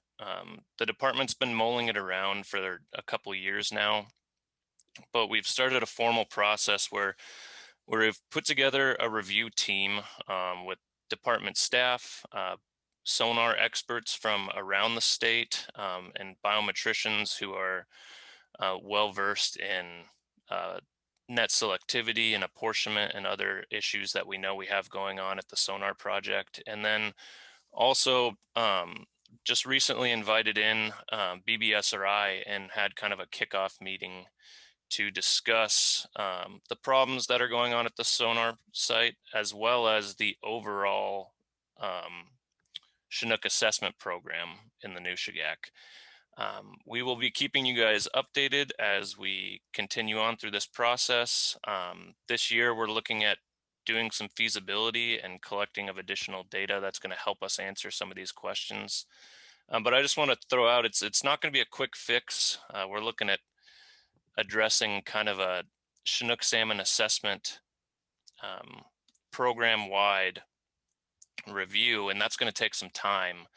There's no band-aids or quick fixes we can put on the assessment program.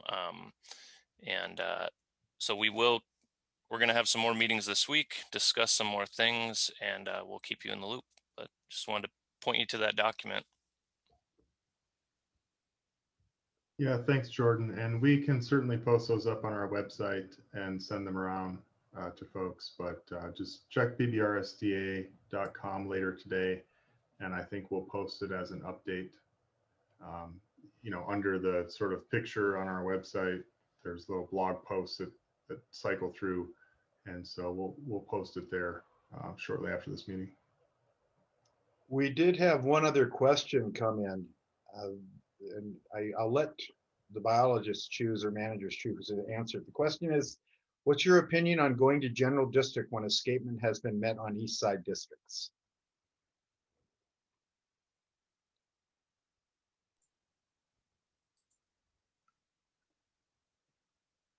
All right, this is Tim Sands. So that would take Board of Fish action. Somebody would have to submit a proposal to the Board of Fish. By the way, the Board of Fish schedule has been changed, and the deadline for proposals is extended till next year, April, and the meeting will occur in the fall of 2022. But as it stands now, any action like that would have to go through the Board of Fish before we could consider it. Thank you, Tim. I did have a question, MJ. For me?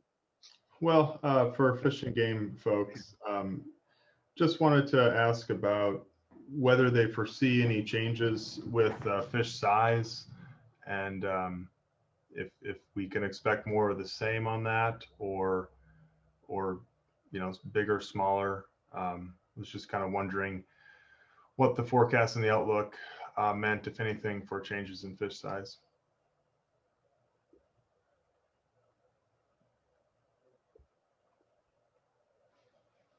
Hi, Andy. Yeah. So we don't forecast fish size, obviously, but we have seen a trend in decreasing lengths and weights over the last, slowly over the last decade, and definitely these recent, last 5-6 years of really large production, large runs are likely creating small, giving us smaller fish.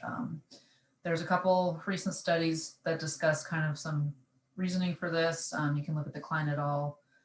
Or the Oak et al. Shifting age structures, kind of somewhat pointing to a reason for this smaller fish that we're seeing. Climate and competition at sea is also another factor that is discussed in these papers. So I would look to those to kind of get a better idea of what might be causing this. Overall, this is a pretty large run we're forecasting. I wouldn't expect to see any huge upturn in fish sizes than we have in the last, 5 years or so.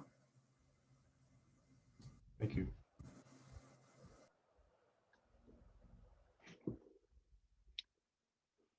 All right, if there's no other questions, we have on our agenda to take about a 15-minute break. So if we could all reassemble back here at 10:50, we'll start back up again. And thank you to those that have presented so far. It's been very good. Look forward to more of the same.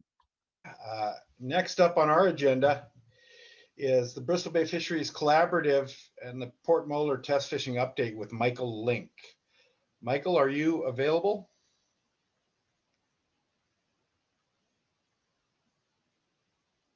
Yeah, can you hear me now? Yes, loud and clear. Good afternoon or good morning. Good morning. Thank you. Thank you. I need to share my screen.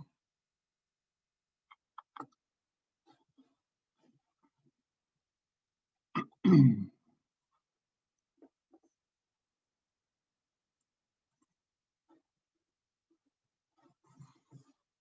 you see the cover page on my slide?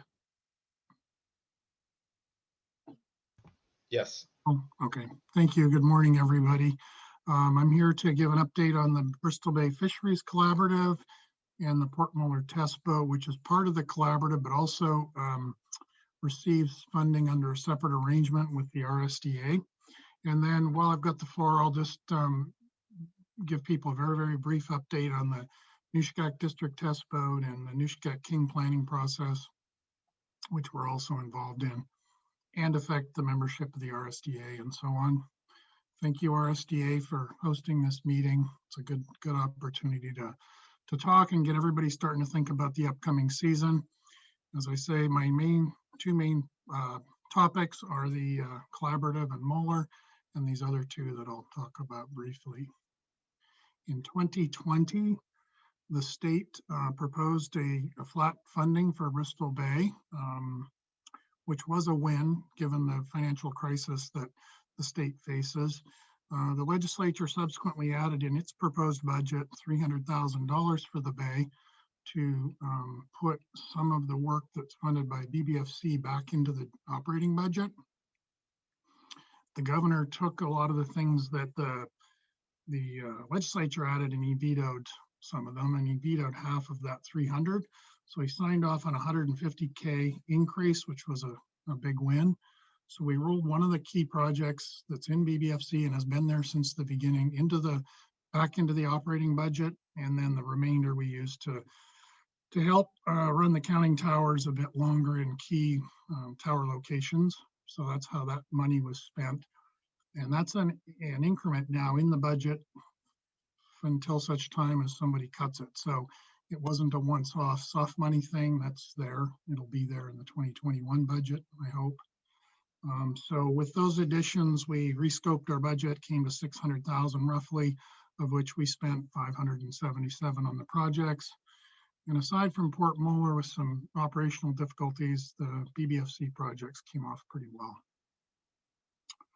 Regarding 2021 scope, we have not been able to finalize any scope.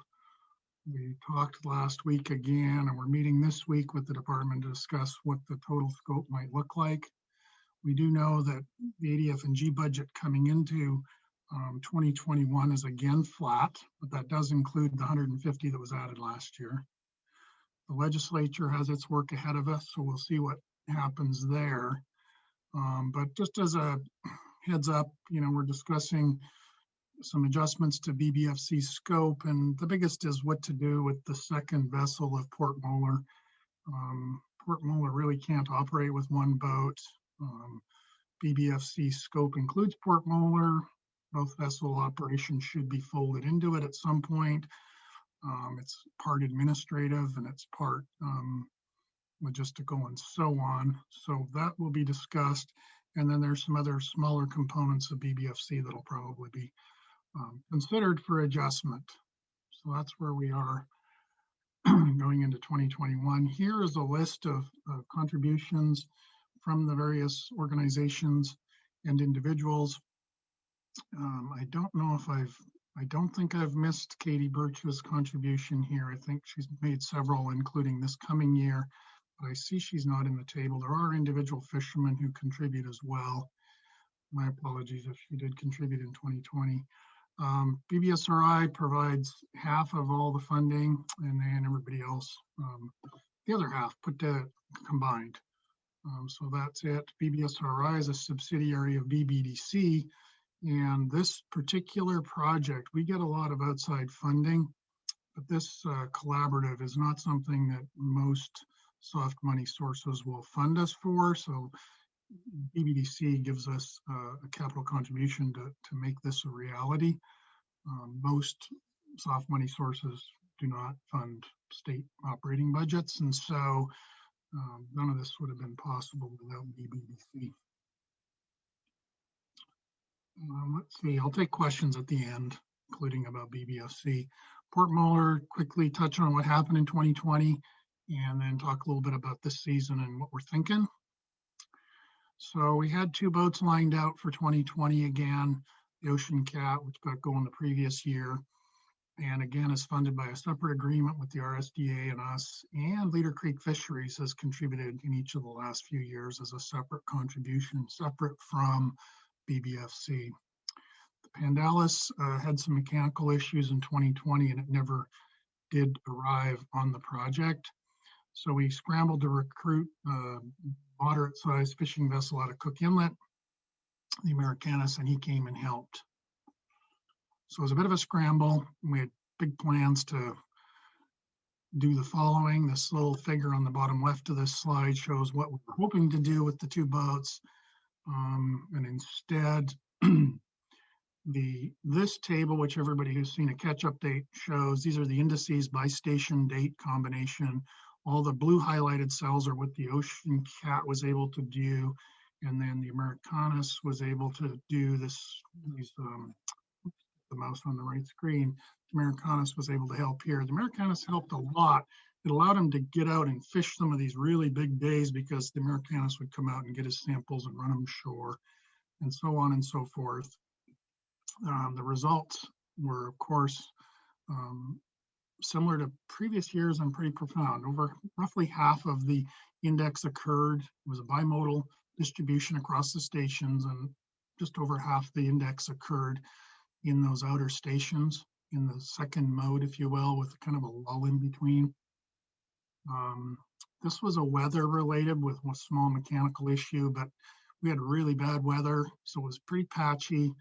But despite that, the genetics and the stock composition kind of saved the value of the program, in that it really helped us see that past year's run was coming in distributed among all the districts, even in this early period.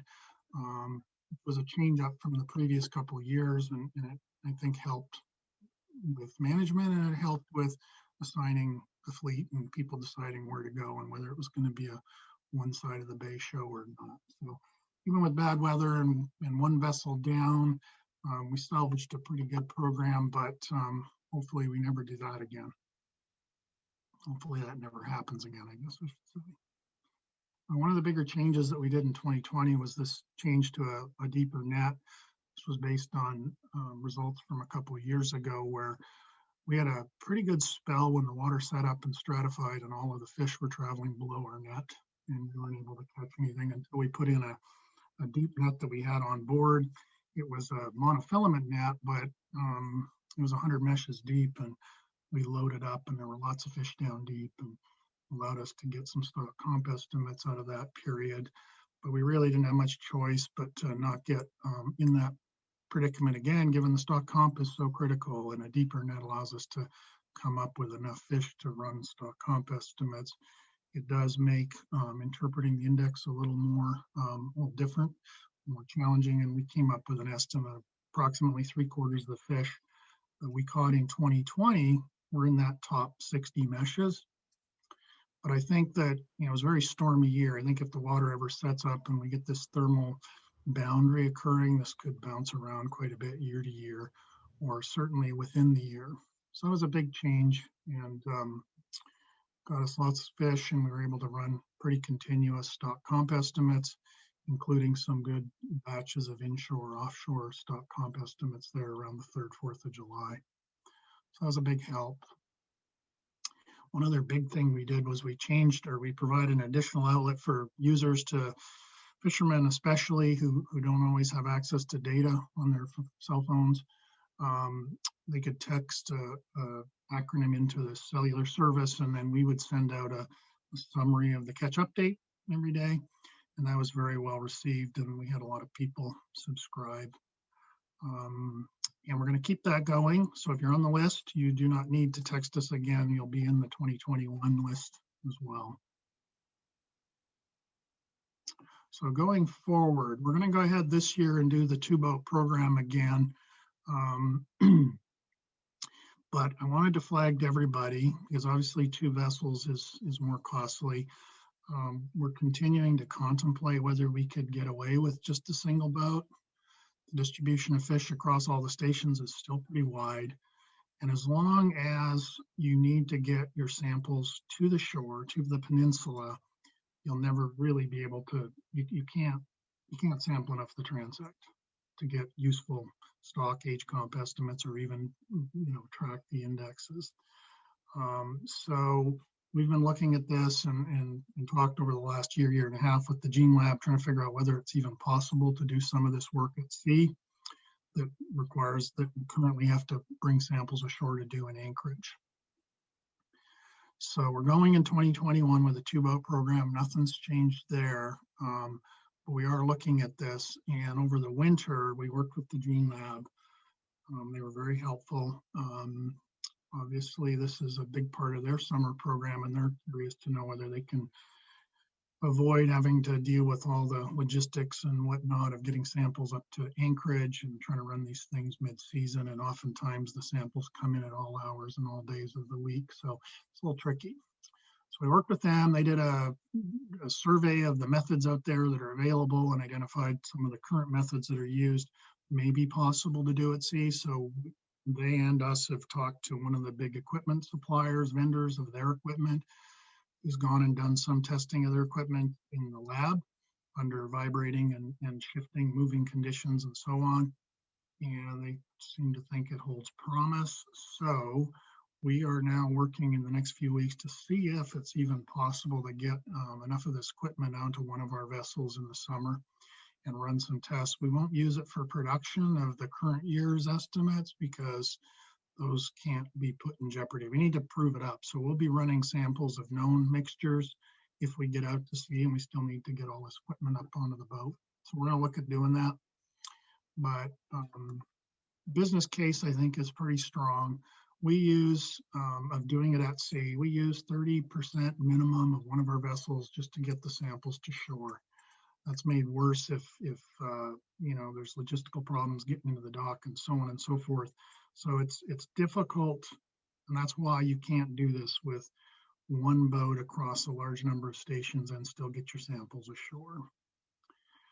There's other savings. We spend a lot of time and energy and money trying to get the samples back to Anchorage. And then finally, and this isn't the reason that's driving this business case, but it would allow us to get stock comp estimates out to the fleet and the managers, a day sooner, or maybe 2 days sooner, in years when we're having good luck with shipping. In years when we're dealing with lots of shipping delays due to weather and so on, we could accelerate the results by as much as 3 to 4 days. So we've been meeting in the last several weeks, most weeks, talking to the suppliers and so on, and we're going to meet again this week, and they're going to make a pitch on what they can do to outfit us with some equipment to do a test. So we'll keep you posted on that. The Nushagak District Test Boat, we've run for a couple seasons. We're going to do it again in 2021. We're doing gillnet selectivity research in the Nushagak, and we're also going to go over and do some of it in the Kvichak this year and work with Travis on doing some test fishing for him in July. Make yourselves available for that. We've written up those results from the last 2 seasons, and that report is in draft stage and is with ADF&G right now getting reviewed. And when it's finished, we'll post that online on our webpage. Okay. So you'll see this is Tim's boat. Tim Cook is the skipper last year and this coming season. He's got a label on his boat there, so you can recognize him at a distance in the New Shigak, and you'll probably see him in July in the Kwijak district. Very briefly, the New Shigak King Salmon Plan, which I talked about last year at this meeting, is ongoing. We continued to meet all winter with our committee.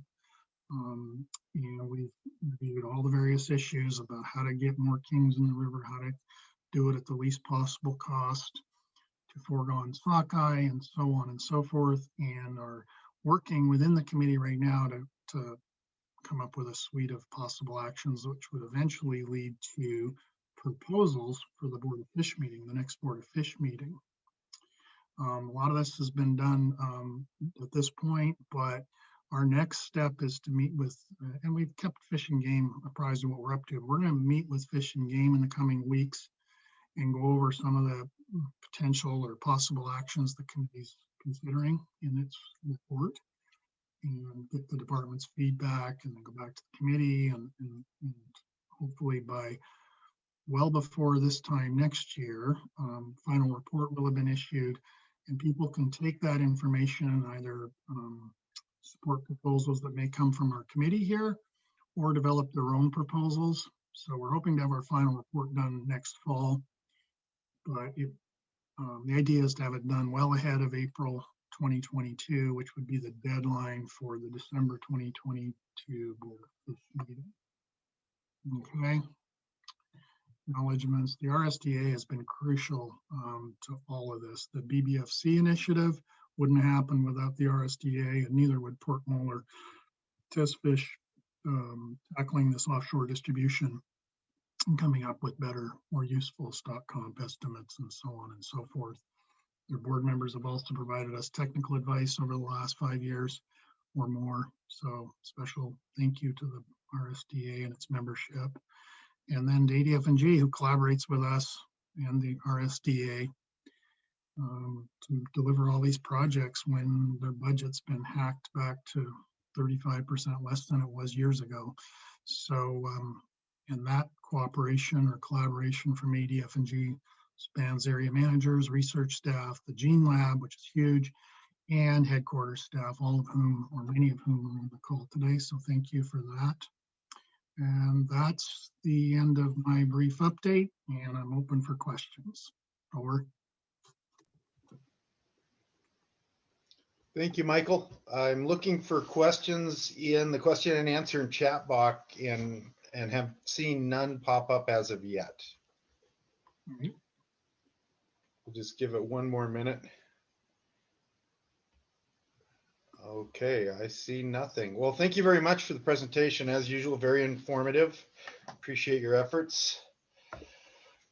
Next up is Trooper David Bump, and he's going to be soliciting input from fishermen as well as providing information. Trooper Bump, are you on the line? I am. Can you hear me? I can, thank you.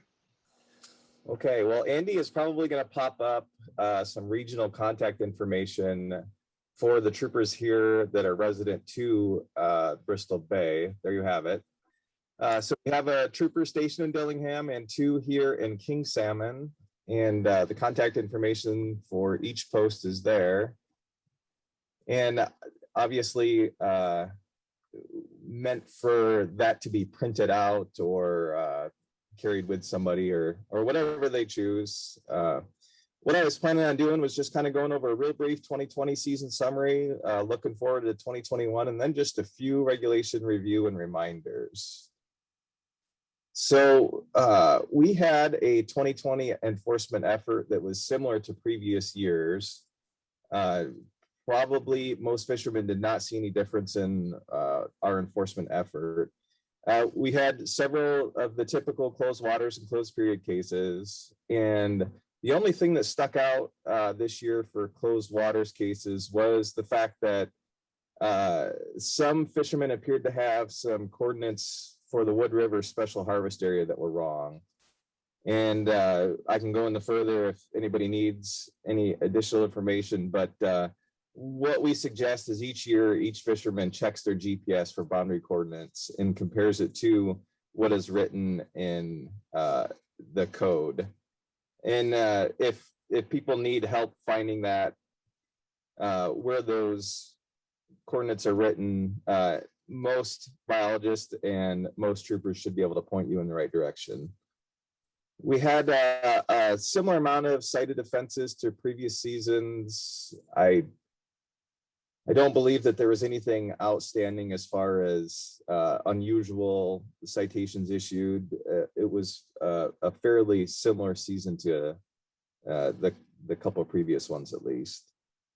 For 2021, we'll probably have about the same enforcement level. A lot can happen between now and when the fishery kicks off, but we're planning and hoping for about the same amount of enforcement effort as we've had in years past. We'll have focused enforcement on district and section boundaries. Obviously, we'll be paying attention to closed period cases, some gill net operations. People are reminded to, read the regulations on towing and grounding, and obviously we'll be looking for gear and vessel markings. As always, we do appreciate any phone calls from the fleet to help let us know when violations are occurring, at what locations, what stages of the tide, et cetera, et cetera. We will be taking COVID precautions similar to last season. If a trooper attempts to board a vessel, it would be very appreciated if someone was feeling a little bit ill or known to be sick, that the fishermen let us know that prior to jumping on. Obviously, and always, we'll be checking for boating under the influence and reckless operation, and of course, any assaultive behavior. As far as a review of regulations and reminders, I don't believe there's anything new for the 2021 season, but as the biologist Aaron Tiernan has already spoke about, we would like to remind people that if the walrus are present, that the north line of Ugashik may change, but that should be in the advisory announcements, probably one of the first ones. I'd like to remind permit holders that they must be present and sign fish tickets. Obviously, fish tickets must be accurate. Anybody that loses a gill net must report it to an ADF&G office in either King Salmon or Dillingham within 15 hours of that loss.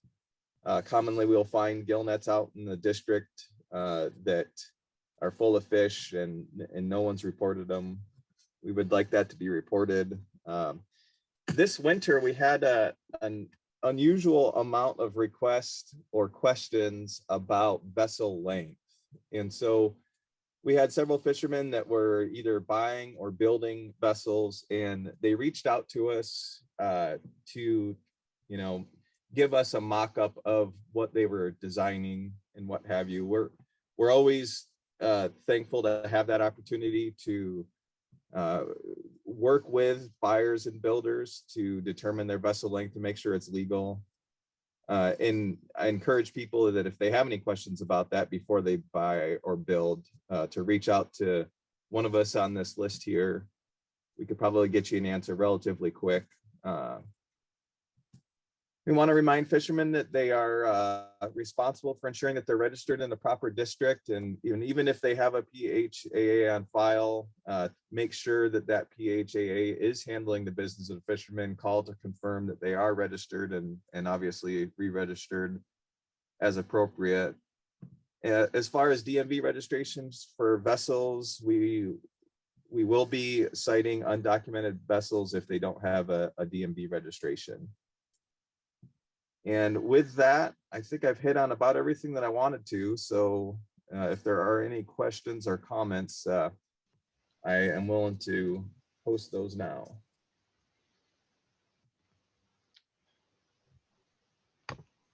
Well, thank you very much. I'm not seeing anything in the chat box or in the questions and answers as of yet. And obviously, Hey, Michael, can you pick me up?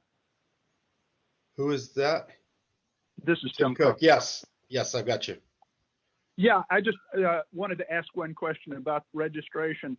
I haven't tried registering my boat yet, but my understanding there's some snafus on registering non-documented boats because of some DMV regs regarding proof of ownership. Are you familiar with that? And can you address that? I have not heard of any of those issues. I haven't been in contact with DMV to see what kind of issues that they are facing. Do you know what offices are having problems doing that so I could reach out to them? I don't off the top of my head, but there was a reg change that you had to provide the certificate of origin, I believe, of the vessel in order to comply with having the vessel titled at this point, because that's the new reg, is it has to be a titled boat. And, you know, I don't know how many boats actually can come up with a certificate of origin.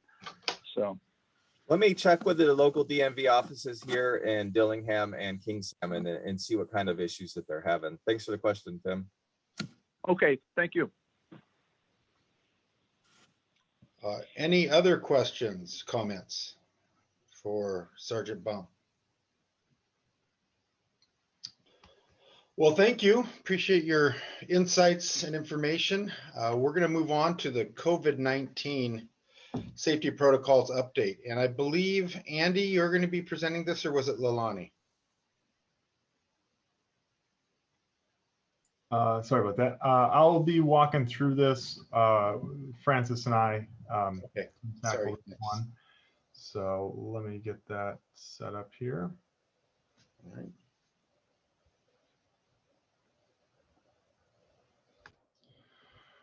Right. So last year, obviously around this time, it was a huge endeavor to try to figure out how there was going to be a safe and successful season.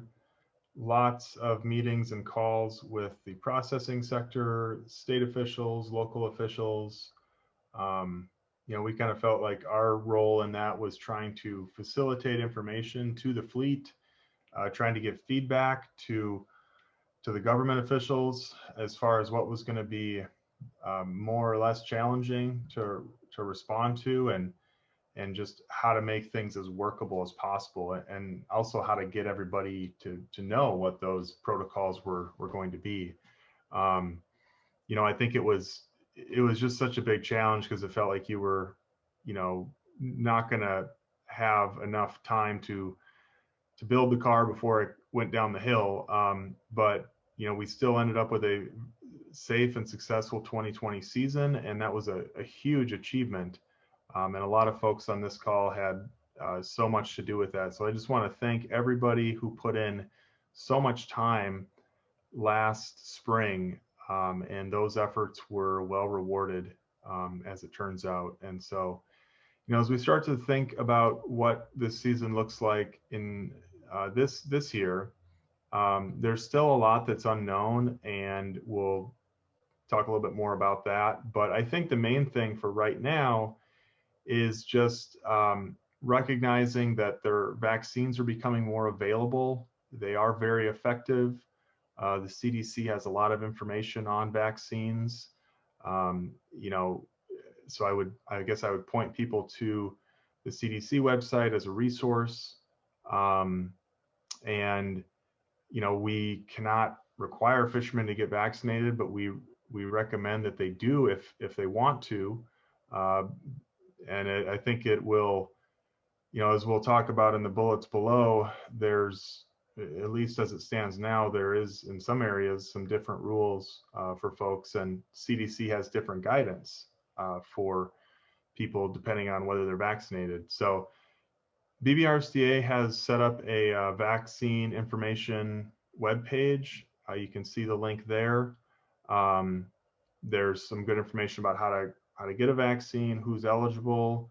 And, you know, I would just also point out that this is getting vaccinated, as many of you probably know, is about a 6-week process if you're getting the 2 shots, which are the most commonly available. You know, typically it's 3 to 4 weeks in between shots, and then you've got to wait a couple weeks until you're actually, you know, inoculated and protected from the virus. So would recommend people check that page out. Most food industry workers, I think in most states, are eligible from what we've seen. And so that means many fishermen, I'd say almost all, can get shots in their state, and the vast majority of states also now have just opened up vaccines to all adults. So hopefully we should be in pretty good shape come May and June. Looking at the local vaccination rates, it looks like that's about a quarter, I believe, in the Dillingham census area of adults are fully vaccinated there, and I think it's about a third in the Lake and Penn and Bristol Bay Borough. And hopefully we'll see that trending up as we get closer to the season. Some things, if you've gotten your vaccination card yet, it's just a paper card. And so after that's completed, it might make sense to laminate or use packing tape to make that more durable. We haven't gotten a lot of direction about what happens if people lose or destroy those, but there's not a centralized database from what we understand. So it's just really important not to lose your vaccination card or have it get wrecked by being in your wallet or getting wet. So good idea to laminate that, tape it up, take a phone pic of it. Maybe you could copy it too if you have a scanner at home. So those are all good options. In terms of what vaccination means, as local ordinances stand right now, in Dillingham, you are not required, if you're vaccinated, fully vaccinated, to do a post-arrival quarantine, but you still have to submit a travel form. As of right now, IGIGIC requires pre-travel negative test and a post-travel quarantine, even if you're vaccinated. We'll definitely keep an eye on all this and try to get word out if things change. So, Francis, did you have anything to add on that? I would just welcome fishermen to, as we sit in on these meetings and kind of try to represent the fleet in the discussions being had about how the summer will look. We're trying to get an idea of, what the major sticking points were. And there's things that were just inconveniences, and then there's other things that probably impacted your ability to fish more. And we started getting some responses and kind of starting to see some themes in what was kind of most difficult with the COVID guidelines last summer. But if you have specific things that you really struggled with or ran into last year, we want to hear them, and you can send them either to info@bbrsda.com or to Francis, which is, francis@bbrsda.com. And so the CDC last Friday, I believe it was, came out with some updated guidance about activities that people can do once they've been fully vaccinated. And again, that's 2 weeks after your second shot. And some of those, you can see the list here. This content here is from the latest CDC guidance. You can be around people who are vaccinated without a mask. You can be around people that are vaccinated, but if there's one unvaccinated person who's not at risk for severe illness, you can also be around them without a mask.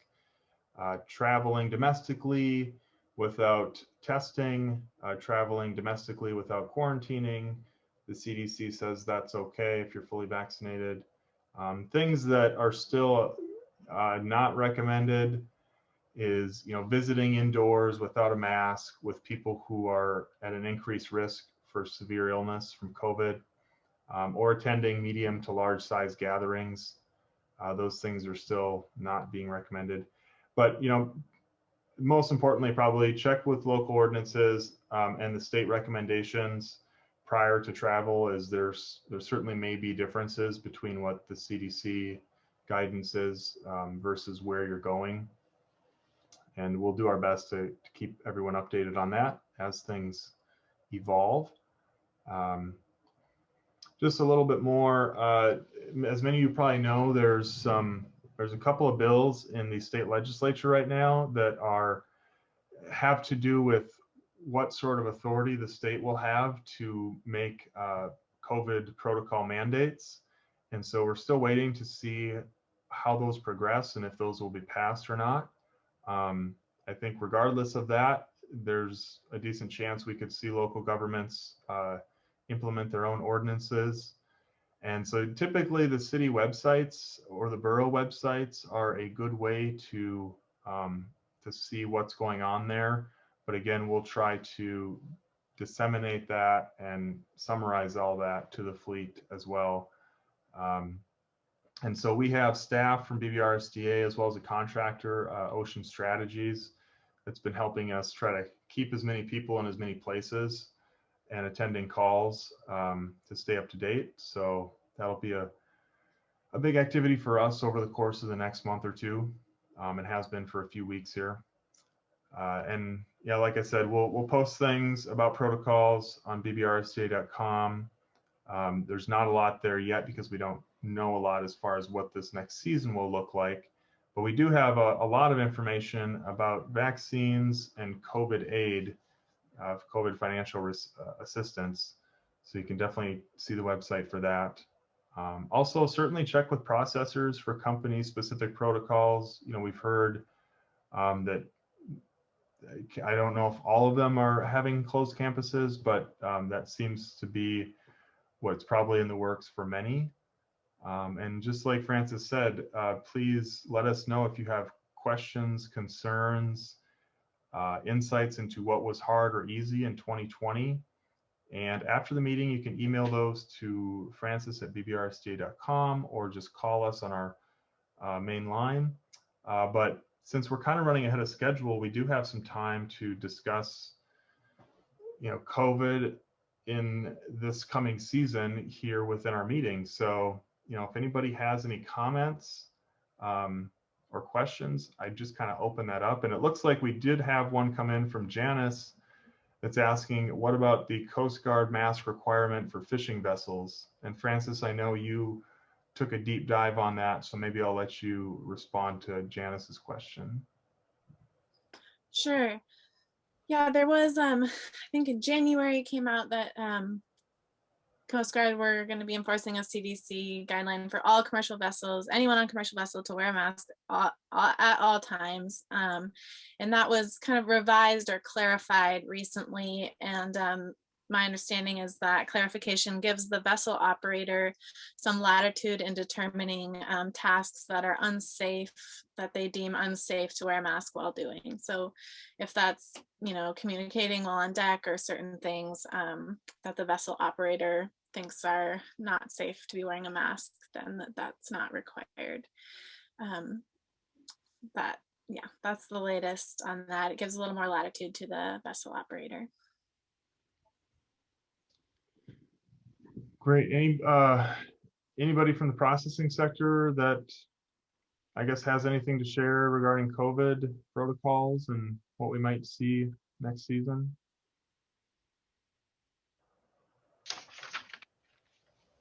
And again, you can just hit the little raise your hand button if you'd like to speak.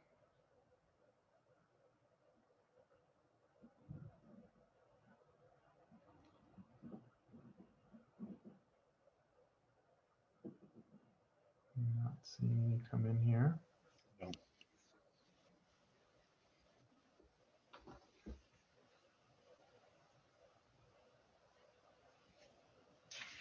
Okay. Well, that concludes our agenda for today. You know, if there's things that we didn't cover, I think we do have time to discuss those now. If anyone has questions about anything else or things that you maybe wanted to ask a question about that we did cover, I think right now we could probably just kind of open it up, which we tend to do when we're actually meeting in person. You know, we try to save some time for sort of a general discussion of issues that people are concerned about. And so we could certainly do that here now. So anybody have anything else that's on their mind?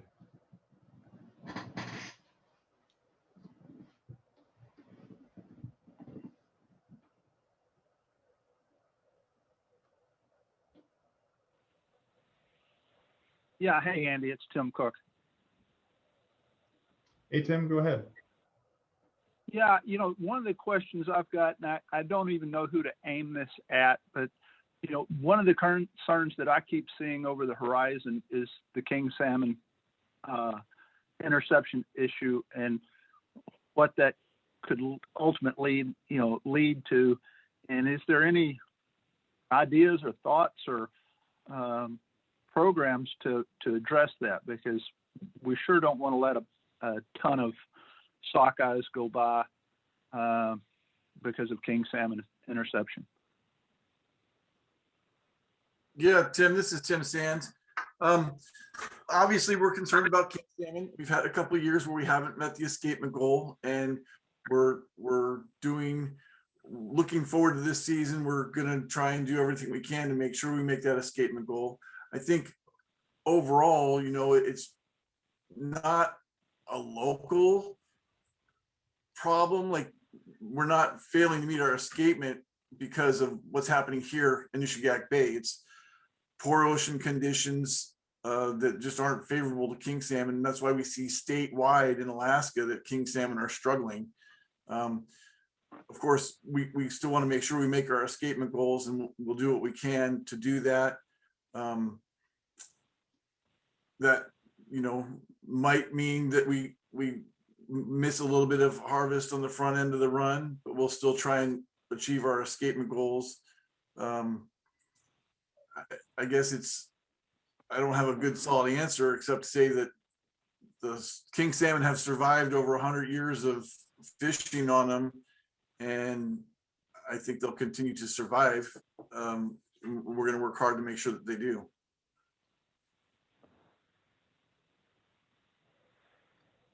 Thanks, Tim. And Fish and Game did provide some supporting documents for this meeting. We've posted them up on our website. You can, I just kind of navigated to it here, but there was a document talking about the Nushagak River sonar and Chinook salmon assessment.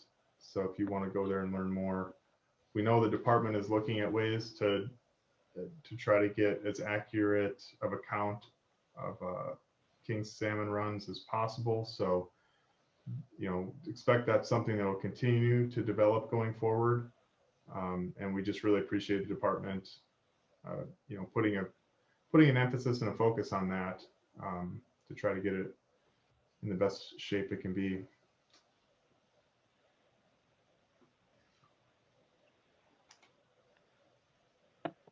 Anybody else?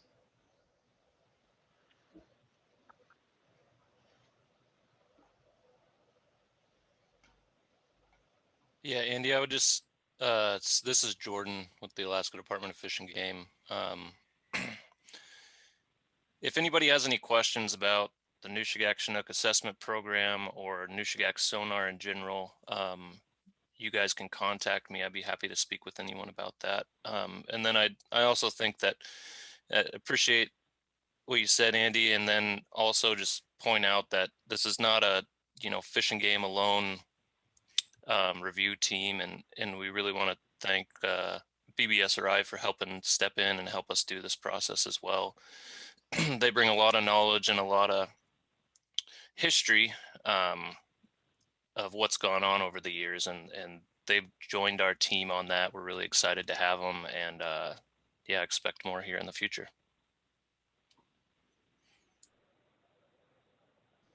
Thank you, Jordan. Yeah, it's going to be a team effort on that for sure. All right, well, if there's no other hands going up or questions, I think we can break for today, and just thanks for everyone for making time on this. And oh, it looks like we did have one more question. Sorry. Do boats need to register with DMV? Was the question, probably for Trooper Bump.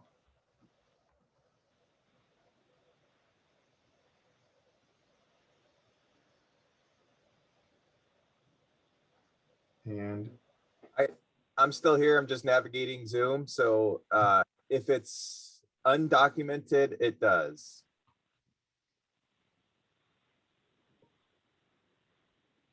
Can you explain a little bit more about that in terms of if it's an undocumented vessel?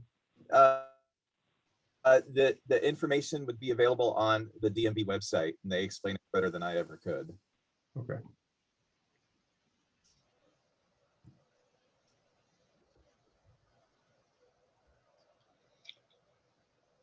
Okay. Well, going once, going twice. I'd just like to make a closing comment, thanking our staff for getting all the meeting materials in order and having it flow seamlessly. They're always working in the background to make us look better than we really are. So thank you very much. Thanks, MJ. Appreciate that. And yeah, it's great. Nice to be joined by so many folks here today. I think with that, we can sign off, and we should be able to have a recording this up at some point this week. We'll try to get it as fast as we can. And so if you talk to folks that missed it, we should have that available before too long. So thanks again, everyone. Can't wait to see you all in person again. Have a great day and great week.